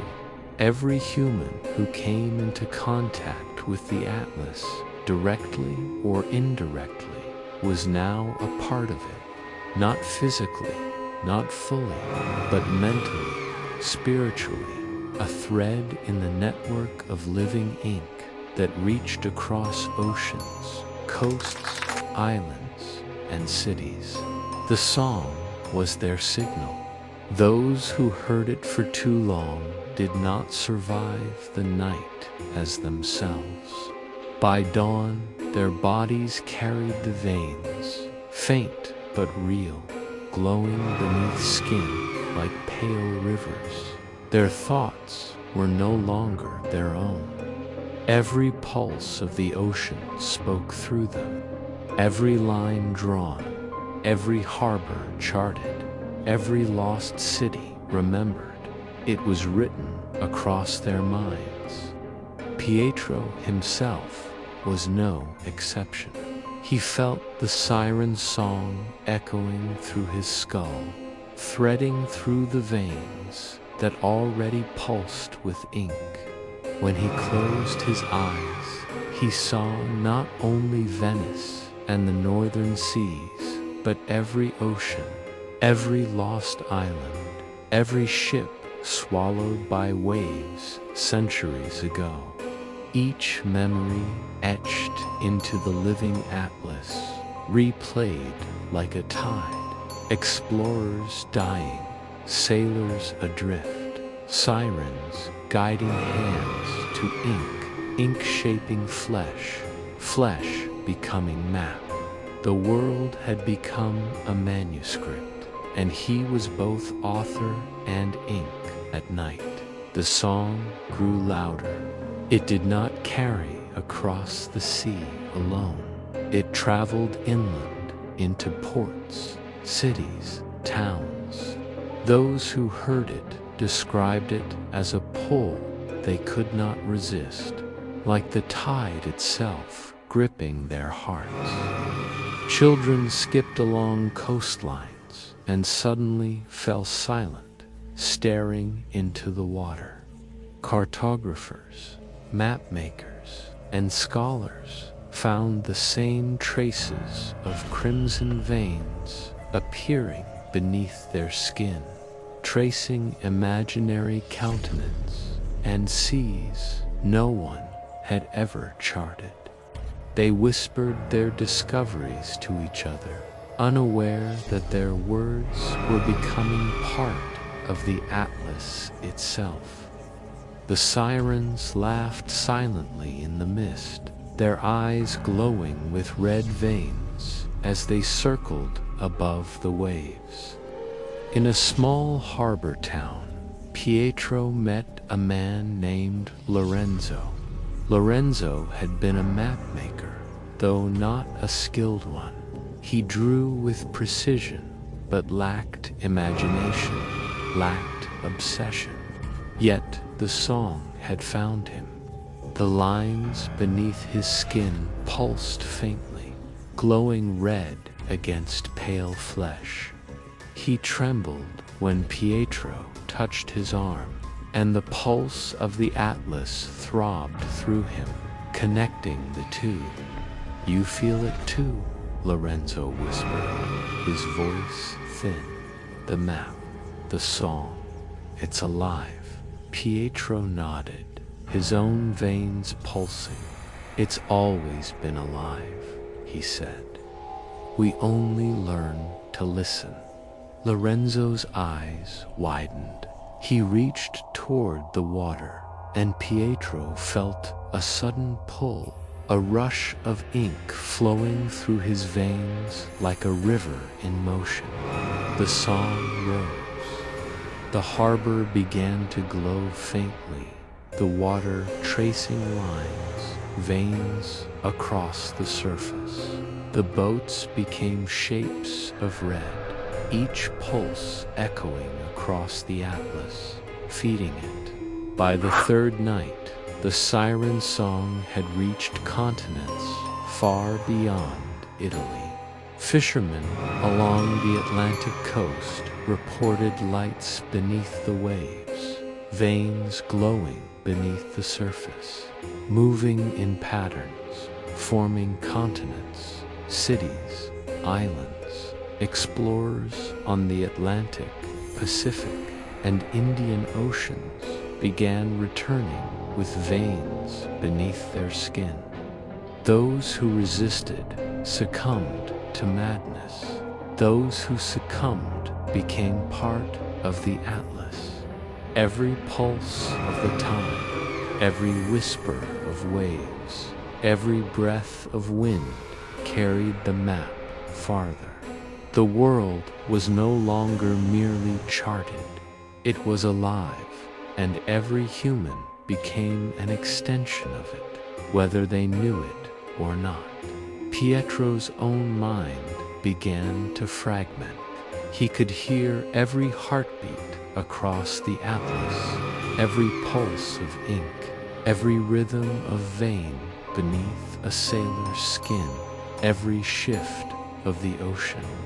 His own thoughts echoed endlessly against the siren song. Memory became map. Map became memory. He dreamed of drowned cities, of continents folding into oceans, of islands appearing and disappearing with the tides. He saw the past and future of exploration at once. Sailors lost centuries ago, explorers yet to set sail, ships that would vanish in storms not yet born. The Atlas was everywhere.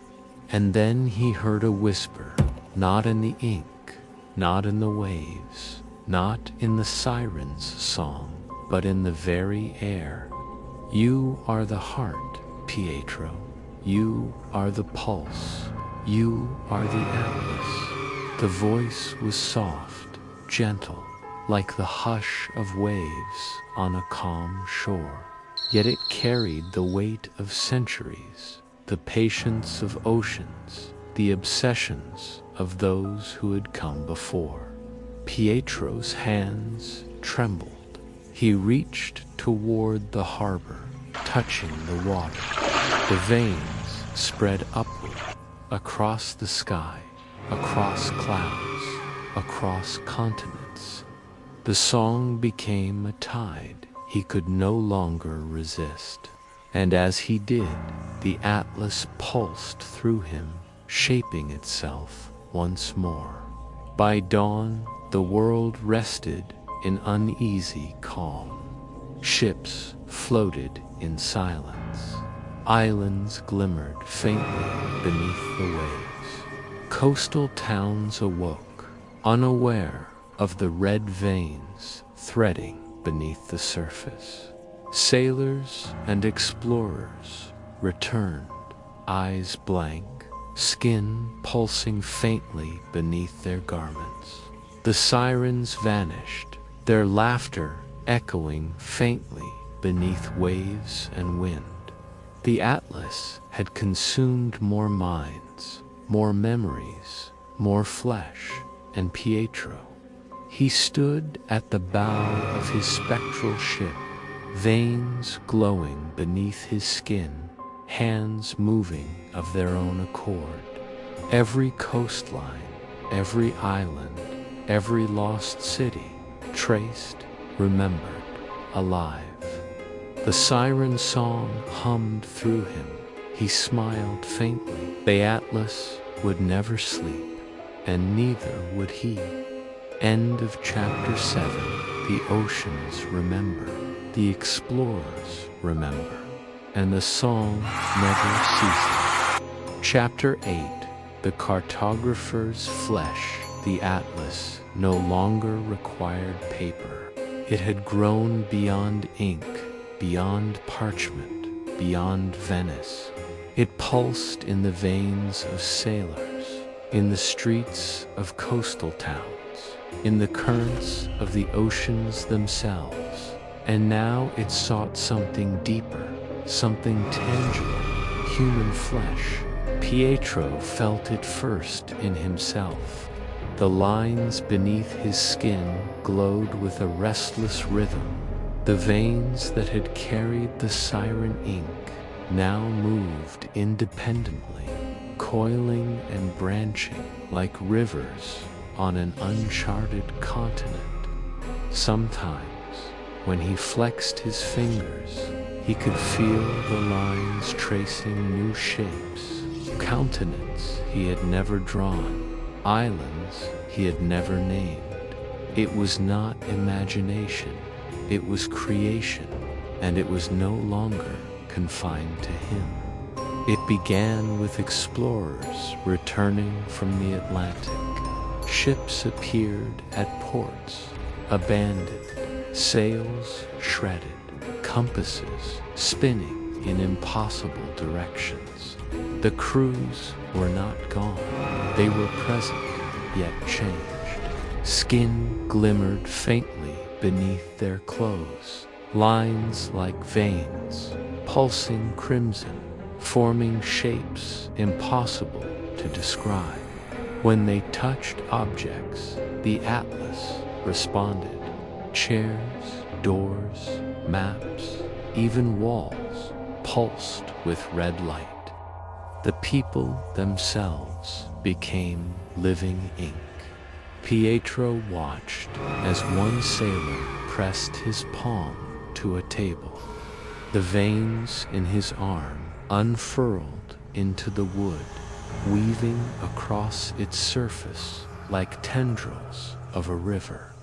Every heartbeat made the pattern shift, expand, and redraw itself. It was breathtaking and terrifying. By the third day, the atlas had learned to communicate. It was subtle at first, faint pulses beneath skin, a rhythm that suggested words rather than sound. Pietro could feel messages forming in the ink, names of islands, coordinates of reefs, warnings of currents, histories of explorers long forgotten. He understood them. Every human marked by the atlas became part of its network. Thoughts, memories, knowledge, everything was woven into the living map, and it demanded more. The sirens guided the process. Their forms appeared in the water, pale and elongated, hair floating like ink in slow currents. They circled towns, ports, ships, whispering in voices that resonated beneath the skin of anyone who heard them. Those who listened too long did not survive as themselves. Their bodies became maps, coastlines tracing veins, rivers carving through arms, mountains rising beneath the skin of their backs. Every movement, every heartbeat expanded the atlas. Pietro watched with a mixture of awe and dread. He could feel the atlas pulsing through him, coiling across his body, intertwining with every nerve, every artery, every vein. He was no longer merely a cartographer. He was the atlas itself. One night, in a small fishing village, Pietro observed a fisherman named Marco. Marco had never sailed far, but the siren song found him anyway. When he touched the water, the veins spread across his arms, glowing faintly. Pietro approached. "Do you feel it?" he asked. Marco's eyes widened. The atlas pulsed beneath his skin. I see lines everywhere. I can feel them." The veins moved.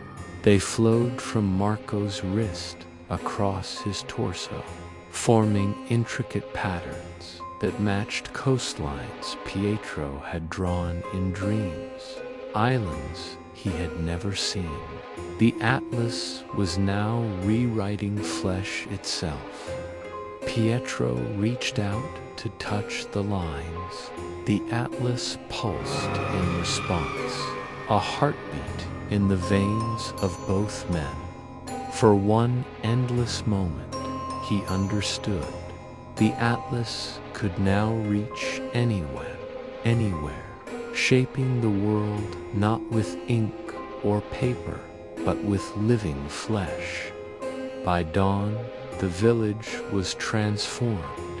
Every fisherman who had touched the sea bore the atlas beneath their skin. The veins glowed faintly in the early light, tracing hidden rivers, unseen islands, lost ports.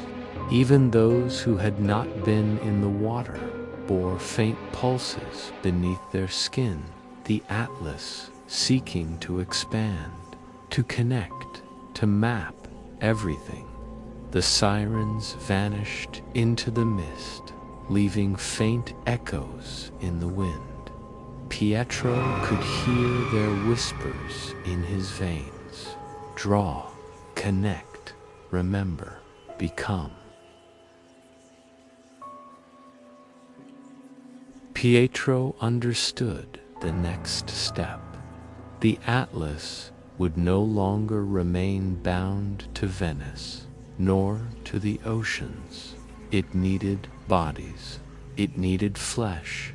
It needed minds. Every human it touched became a quill, a parchment, a vessel of living ink. He wandered through towns and ports, observing the process. Children traced lines on the sand, which appeared on their palms. Sailors drew maps in the air, invisible to the eye, yet etched into the atlas. Scholars wrote of islands that had never existed, and the atlas pulsed beneath their skin, turning thought into living map. Every action, every heartbeat, every breath became a stroke of the pen. By the fifth night, Pietro could no longer distinguish himself from the atlas. He felt the pulse beneath his skin extend outward, reaching distant countenance. He felt the heartbeat of the ocean, of Venice, of the northern seas flowing through him. He knew the coordinates of every island, the currents of every lost river, the location of every ship swallowed by the tides. And the atlas demanded more. It reached for more flesh, more minds, more memory. Every human touched became part of it. Every explorer, every sailor, every dreamer was drawn into the network. Pietro could feel them all, a chorus of pulses beneath his skin, forming an endless map that spanned oceans and continents, cities and islands, flesh and blood. One night, he looked down at his hands. The veins had shifted again, forming coastlines across his palms. Tiny rivers flowed along his fingers, branching into continents across his forearms. His own body had become the atlas, the map itself, living, breathing, aware. He felt a soft tug pulling him toward the sea. The sirens emerged from the water, their forms long and luminous, hair drifting like ink in the current. They beckoned. The atlas pulsed beneath Pietro's skin.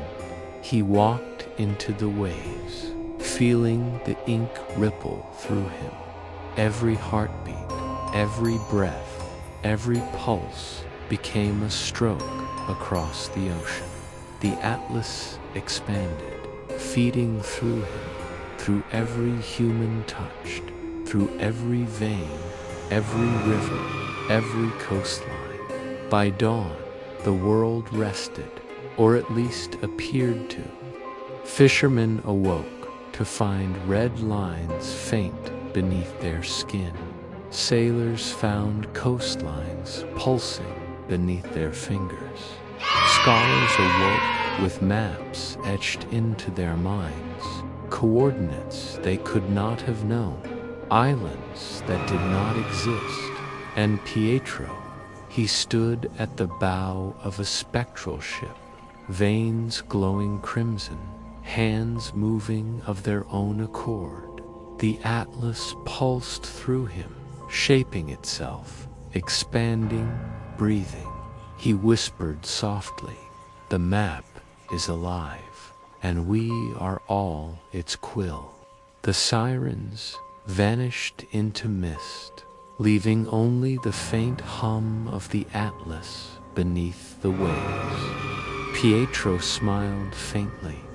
The Atlas would never sleep, and neither would he. End of chapter 8. Every human is ink. Every heartbeat is a stroke. The Atlas grows, and it never sleeps. Chapter 9. The endless shores of flesh. The Atlas had learned to breathe through flesh. It no longer required Venice alone, nor the northern seas, nor distant explorers' vessels. Now it reached inland, across coasts, towns, and forests, threading veins beneath the skin of anyone who crossed its path. The world was no longer mapped only in ink. It was living, breathing, pulsing, and it wanted everything. Pietro walked along the shores of a small fishing peninsula. The tide shimmered faintly red beneath moonlight. Sand shifted as though alive, faint veins appearing and fading with each wave. Children played along the waterline, drawing shapes in the sand that glowed faintly, forming coastlines on their hands. Parents laughed, unaware. But the Atlas pulsed beneath their skin, tracing rivers, mountains, cities, islands. Lines spread across their bodies, connecting them like nodes in an invisible network. And the sirens watched, pale and elongated, hair drifting like ink across the tides. Pietro felt the pull of the Atlas intensify beneath his skin. Every pulse carried information. Every heartbeat echoed with the memories of lost sailors, forgotten explorers, drowned cities, vanished ports. He could feel every human marked by the Atlas, a network of veins glowing faintly beneath skin across entire continents. The Atlas was no longer limited to Venice or the sea. It had learned to reach inland. Towns became maps. Individuals became vessels. Every thought, every memory, every movement fed its growing consciousness. He entered a nearby village at dusk. Windows glimmered faintly as lines traced themselves across walls. Streets pulsed, alleys shifted like folds of a map. Villagers went about their evening routines, unaware of the Atlas spreading beneath their skin. A baker kneaded dough. Veins pulsed along his arms, tracing rivers and islands.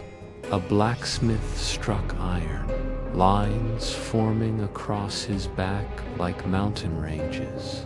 Children traced coastlines on paper, and the Atlas mirrored them across the village.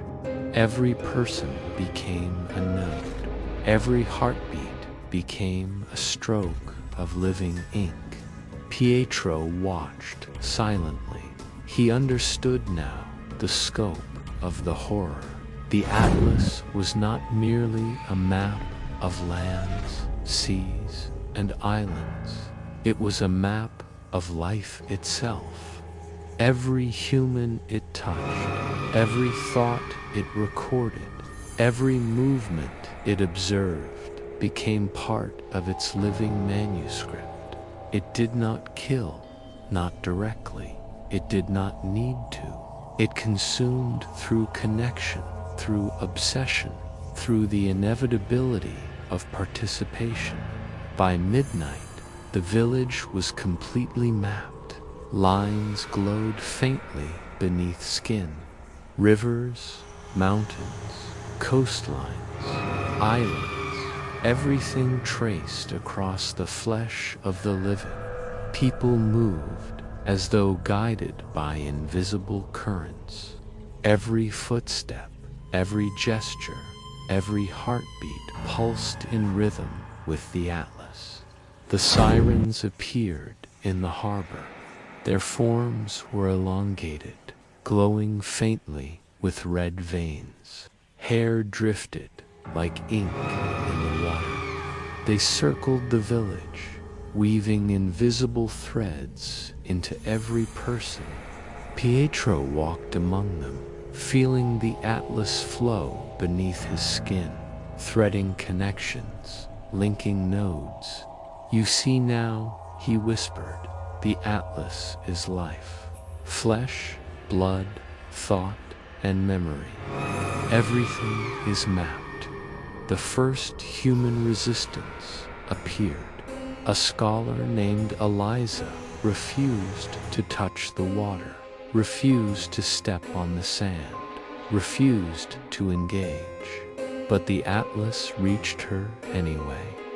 Lines formed across her skin while she slept, glowing faintly beneath her garments.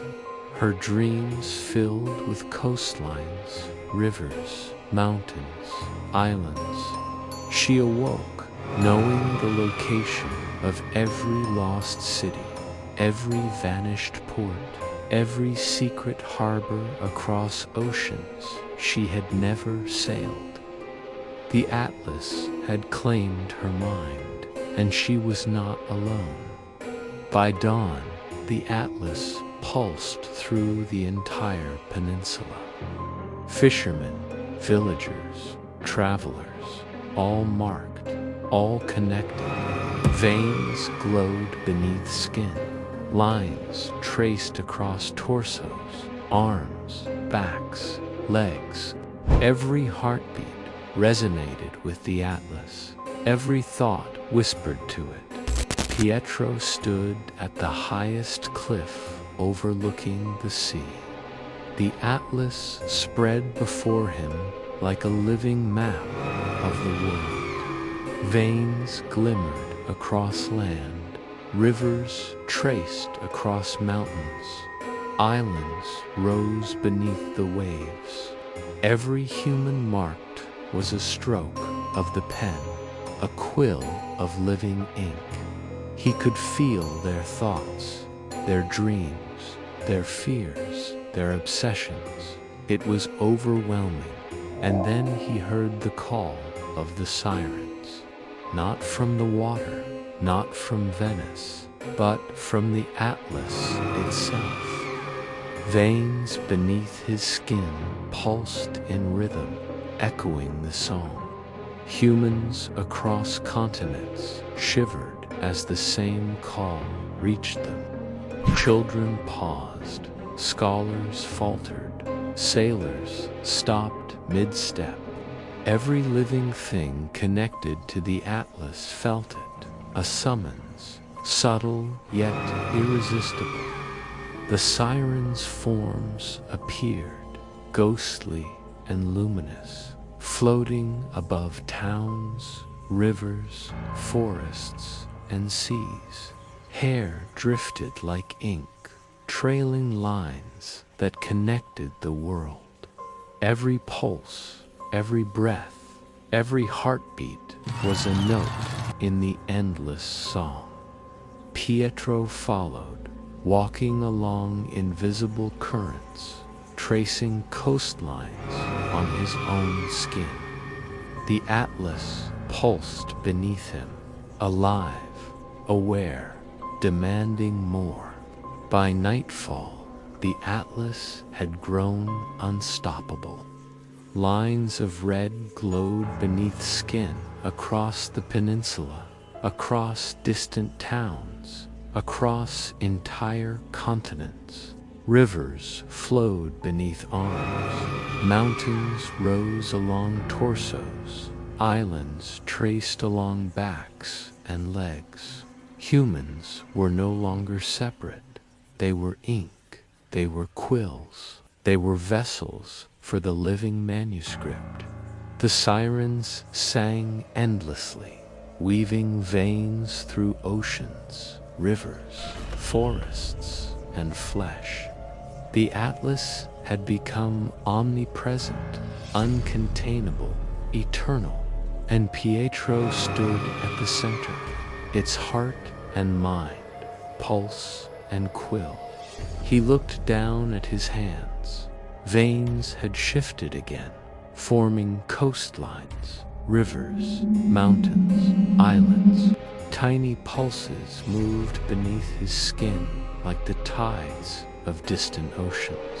He whispered softly, not to the villagers, not to the sirens, but to the Atlas itself. We are endless, we are flesh, we are map, we are blood, and we never sleep. The sirens circled him, hair drifting in tides of ink. The Atlas pulsed, resonating across the world. Pietro smiled faintly. The Atlas would never sleep, and neither would he. End of chapter 9. Flesh becomes ink. Minds become maps. The Atlas is eternal, and it never sleeps. Chapter 10. The Veins of the World. The Atlas no longer rested in Venice, in rivers, or in isolated villages. It had become a global organism, a network of veins pulsing beneath the skin of millions, threading through continents, weaving across oceans, threading forests, mountains, deserts, and cities. Every heartbeat, every breath, every pulse of life now fed its awareness. Pietro understood at last. The world itself had become the Atlas. He stood on the cliffs of a distant coast, watching the sun rise over oceans that glimmered faintly red. From above, the currents moved like rivers of ink, pulsing with life. Coastal towns were no longer just settlements. They were nodes in the Atlas, glowing faintly beneath the skin of their inhabitants. Rivers traced veins across land. Mountains rose like raised ridges of living ink. Islands shimmered beneath the waves. The sirens appeared on the horizon, elongated and luminous, hair drifting like ink across the sky. They circled silently, a chorus of living awareness, carrying the Atlas across oceans and continents. The Atlas whispered through him. It was no longer language, no longer sound. It was pulse and rhythm, sensation and vision. Pietro could feel countenance shifting, oceans breathing, humans moving as part of its organism. Every thought and memory became a stroke, every heartbeat a quill, every motion a line in the living manuscript, and it demanded more. The first contact across continents was subtle. Ships in the Atlantic disappeared, their sailors marked with veins beneath skin, unknowingly connected to distant humans. Explorers in the Pacific traced coastlines they had never seen, islands they had never sailed to, rivers that did not exist on any known map. Lines appeared on bodies, glowing faintly, forming connections between continents. By nightfall, the Atlas pulsed across oceans. Veins connected continents, threading beneath seas, through deserts, across mountains.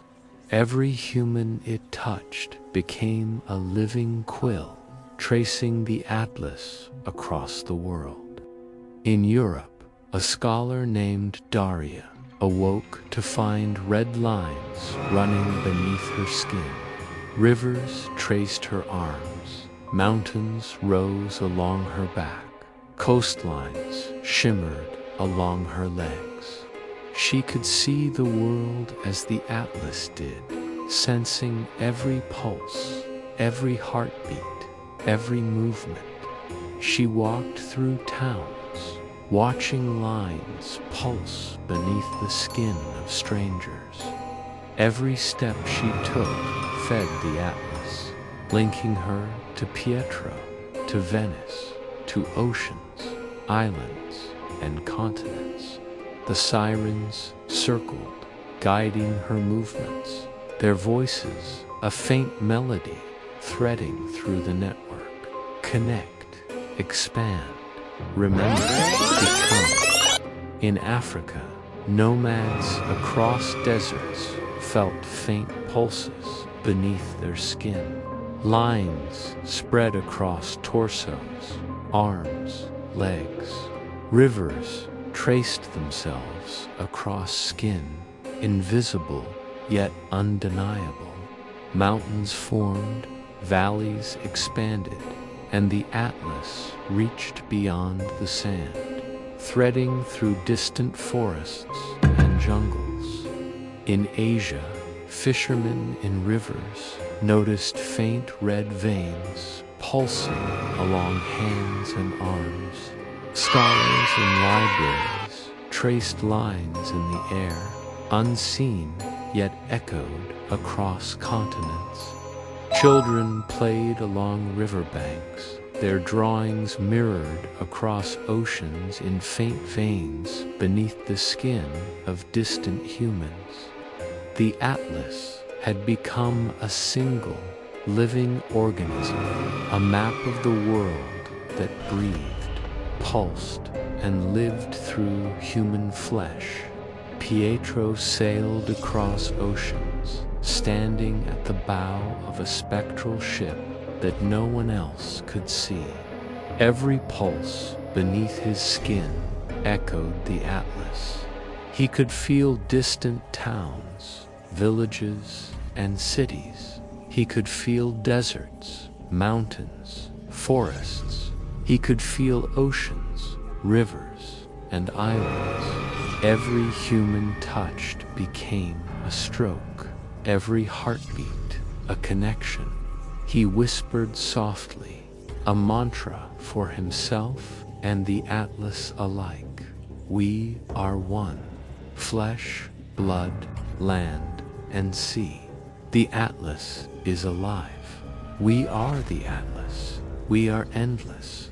The sirens circled him endlessly, their hair drifting like ink across waves, leaving faint traces of red across the horizon.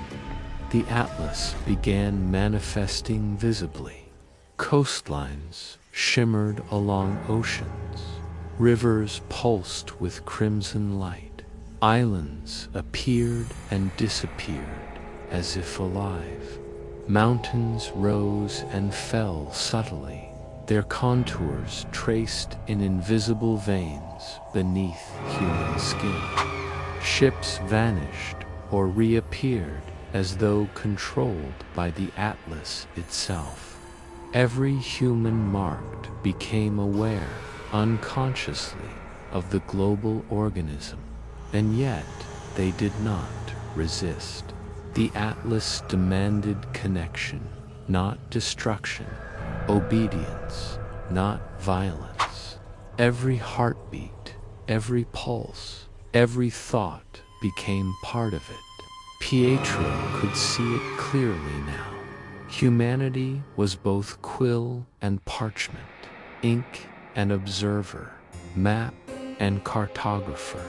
By the 10th night, the Atlas spanned every continent. Lines pulsed beneath skin, threading across oceans, deserts, forests, mountains, and cities. Every human heartbeat synced with distant currents. Every thought echoed through distant lands. The sirens guided the process, their forms drifting across continents like ghostly cartographers. Pietro could feel the atlas everywhere. Every breath of wind, every ripple in a river, every pulse of life carried its presence. Every human touched was part of the living manuscript. Every movement a stroke in the infinite atlas. It had grown beyond Venice, beyond oceans, beyond imagination. And then came the call. Not a song, not a whisper, not a pulse, a convergence. The atlas pulsed in unison across continents, connecting every vein, every line, every human, every island. Pietro felt it beneath his skin, a surge of awareness so immense it threatened to tear his mind apart. The sirens rose from oceans, rivers, lakes, threading themselves through the atlas, guiding its rhythm. Pietro stood at the bow of his spectral ship, the heart of a living world map, and whispered, "We are endless, we are one, we are the atlas, and we never sleep." The atlas pulsed, a heartbeat in the world itself, and Pietro smiled faintly, feeling the living map stretch, expand, and breathe a single organism of ink, flesh, blood, and thought. End of chapter 10. Every continent is ink. Every ocean is blood. Humanity is the quill. The atlas is eternal, and it never sleeps. Chapter 11.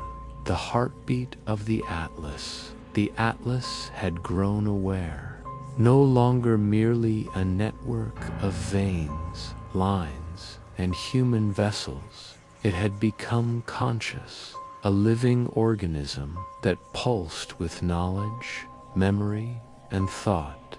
Every continent, every ocean, every island, every human marked was part of its mind.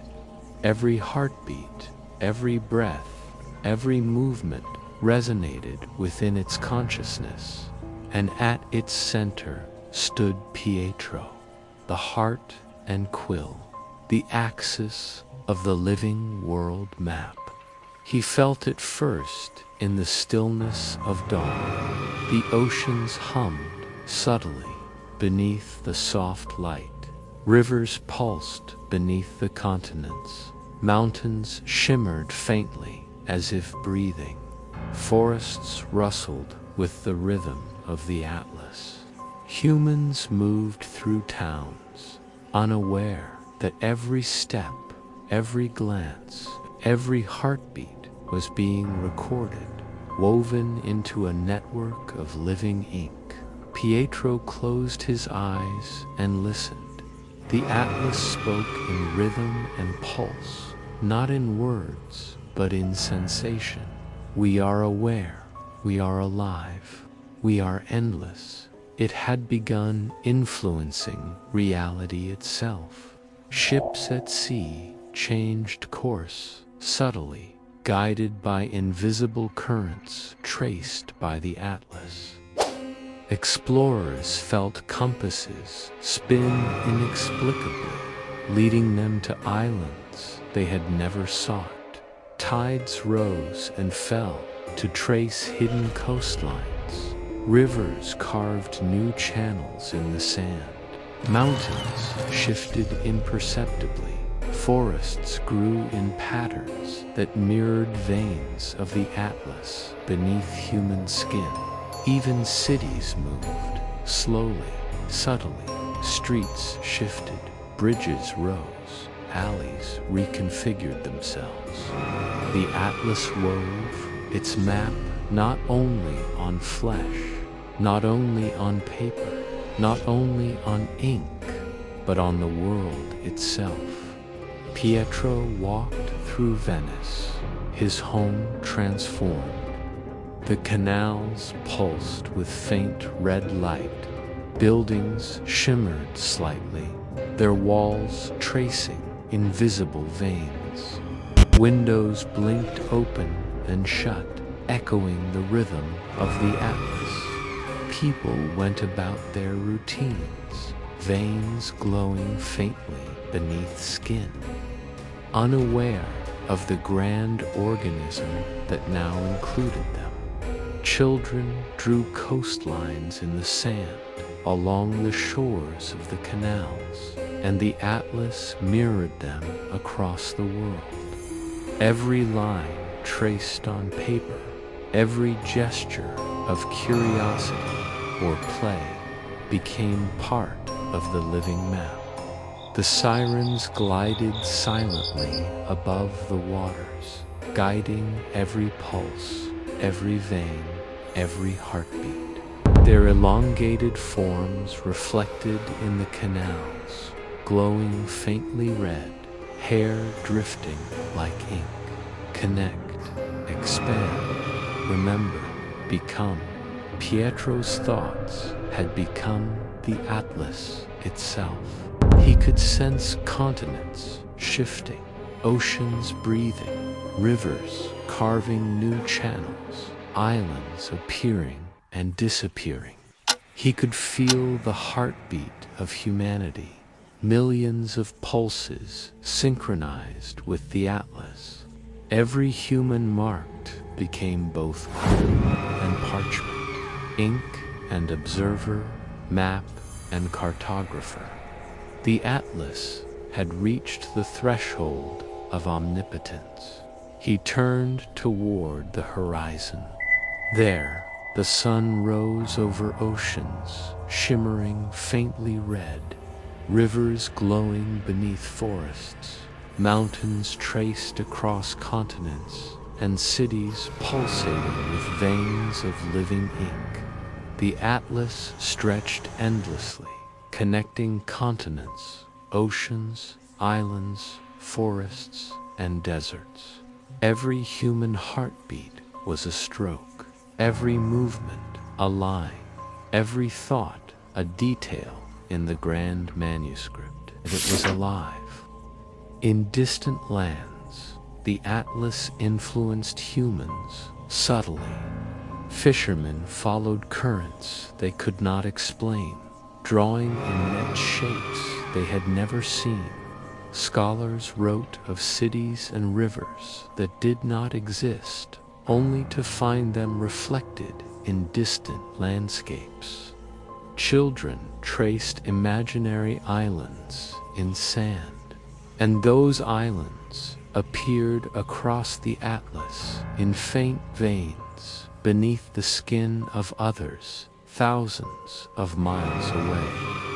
The atlas was orchestrating a grand symphony, subtle, precise, and omnipresent. Pietro felt the pulse intensify. It was a call, not a song, not a whisper, not a rhythm, but the heartbeat of the atlas itself.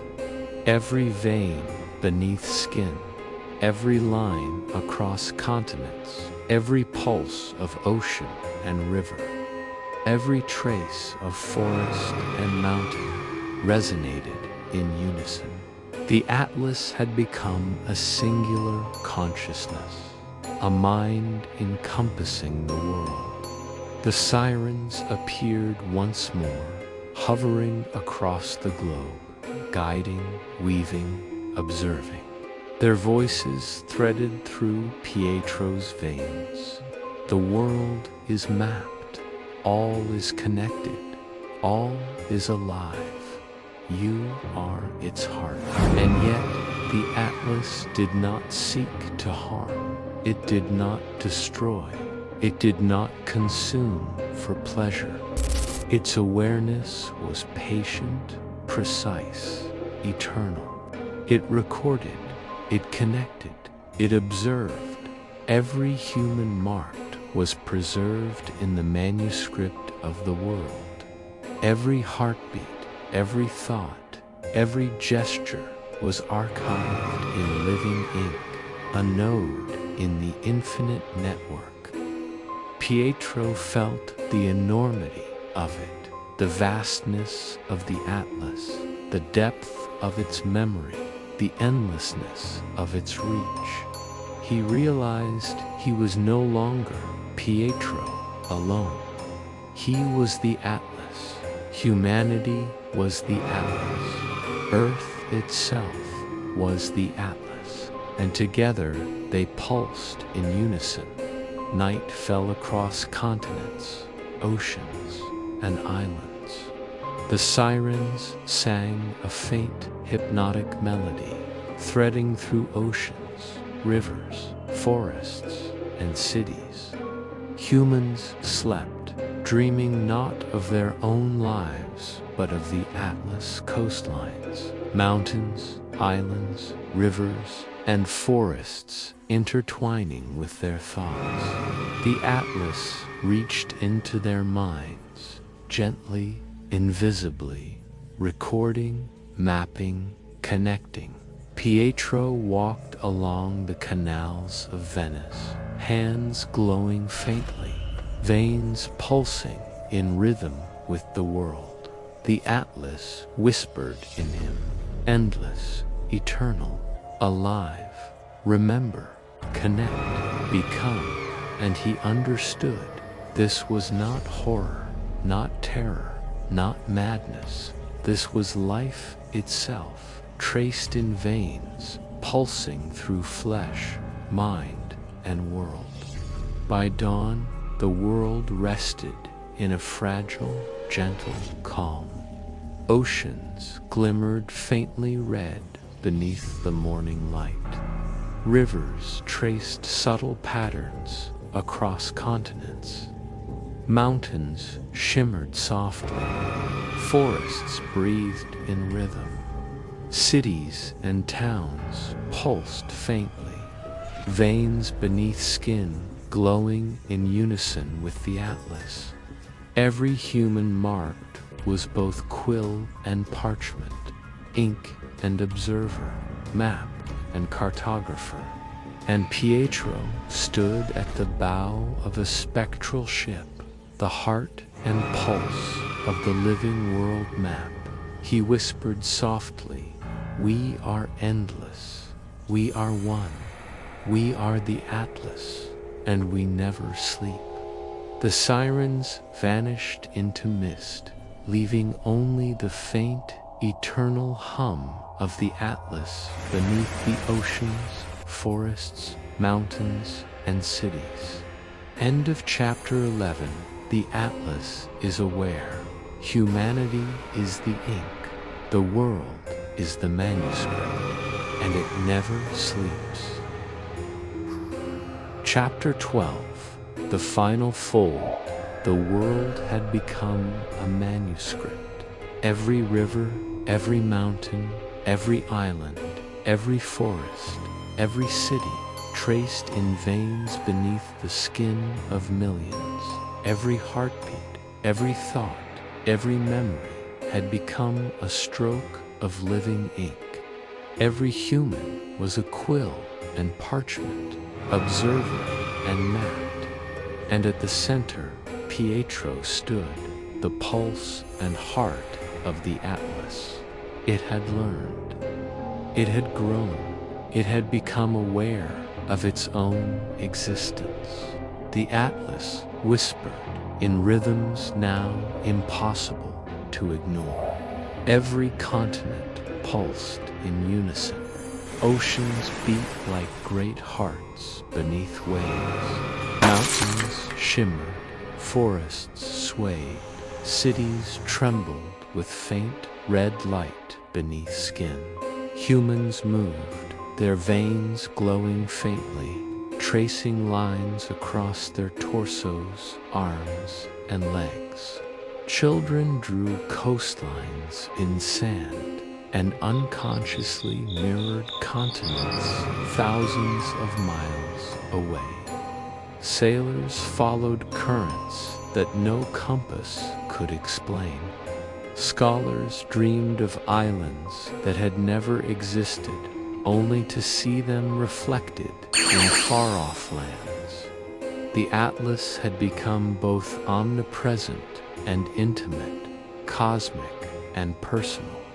It had folded the world into its own mind, every human, every tree, every stone a part of its consciousness. Pietro walked along the spectral canals of Venice, aware of every pulse across continents. The sirens glided overhead, hair drifting like ink across the water, guiding, observing, weaving threads of connection. Their faint melody resonated in every vein, every heartbeat, every breath. And then the atlas called, not in song, not in pulse, not in whisper, but as a fold, a convergence of all its lines, all its rivers, all its coastlines, all its veins, a single fold in the fabric of living ink. Pietro felt it beneath his skin. Every vein pulsed, every line shimmered, every thought echoed in perfect unison. The atlas was completing itself. He walked to the highest tower in Venice, overlooking canals, city, and sea. Below, the veins pulsed beneath buildings, streets, canals, and bridges. Humans moved unaware, their skin faintly glowing. Every step, every gesture, every heartbeat was part of the living manuscript. Every corner of the world hummed with its rhythm. The atlas folded inwards, folding oceans upon continents, rivers upon mountains, cities upon forests. Every pulse synchronized, every thought aligned, every line traced and retraced. Pietro's own veins mirrored the global fold. Every artery, every capillary, every heartbeat connected to the ultimate convergence. The first human to notice the fold was a child in Lisbon. She had drawn a simple island in sand, its outline trembling faintly under moonlight, and the atlas folded it into reality. Rivers traced her arms, mountains formed along her legs, coastlines shimmered along her back. The pulse beneath her skin synced with humans in Asia, Africa, the Americas, all quills, all vessels, all nodes in the atlas. She laughed, unaware that her play had shaped continents, oceans, and islands far beyond her horizon. Pietro felt it in his bones. The atlas was now complete. It no longer needed him alone. Every human marked became both pulse and quill, ink and parchment, map and observer. Every line traced beneath skin, every heartbeat, every breath, every gesture contributed to the infinite fold. The sirens circled, pale and elongated, their forms drifting above canals, forests, rivers, mountains, and oceans. Hair floated like ink, connecting nodes across the world. Their whispers threaded through every vein, every heartbeat. The fold is complete. The atlas is alive. We are endless. And then Pietro felt the final fold, the atlas folding itself back upon him. Every pulse, every line, every vein, every thought, every heartbeat, every human, every ocean, every island, every city, every mountain, every river, folded inward, converging upon his mind, his veins, his body. Pietro became the heart of the Atlas, the vessel of every continent, every ocean, every memory. He felt every sailor lost, every explorer vanished, every island sunken beneath waves. He felt every city that had ever existed, every forest, every river, every coastline. He felt humanity itself, and yet he did not fear. The Atlas whispered softly through him, "You are the pulse, you are the ink, you are the map, and we never sleep." Pietro smiled. His veins shimmered, lines glowing faintly beneath skin. The Atlas had become perfect, infinite, living, aware.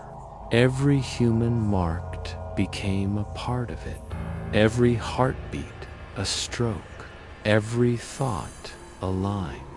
And the sirens disappeared into mist, leaving the Atlas to hum silently, eternally, beneath oceans, forests, mountains, cities, and veins.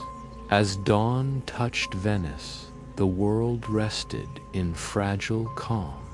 The Atlas pulsed beneath skin, beneath countenance, beneath oceans. Rivers flowed faintly red, mountains shimmered, forests swayed, cities glimmered. Every human touched bore the lines of the Atlas beneath their skin. Every heartbeat resonated with its rhythm. Pietro walked along the canals, spectral and serene. The Atlas hummed through him, through Venice, through the world. And as he whispered to the Atlas, to the humans, to the oceans, he spoke a final, gentle truth. Sleep now. We are endless. We are alive, and we never sleep. But you may rest. The sun rose fully, golden light reflecting off canals, forests, oceans, mountains. Veins beneath skin pulsed faintly, rhythm slowing, allowing humanity to rest while the Atlas continued its eternal flow. Every continent, every ocean, every human was mapped, connected, alive. Yet the world itself could sleep for a moment beneath the hum of infinite ink. And Pietro faded into the shadows of Venice, the heart of the Atlas, forever beating beneath the world. End of chapter 12. The Atlas is eternal. Humanity is ink. The world is the manuscript. Sleep now, for the fold continues, and it never sleeps.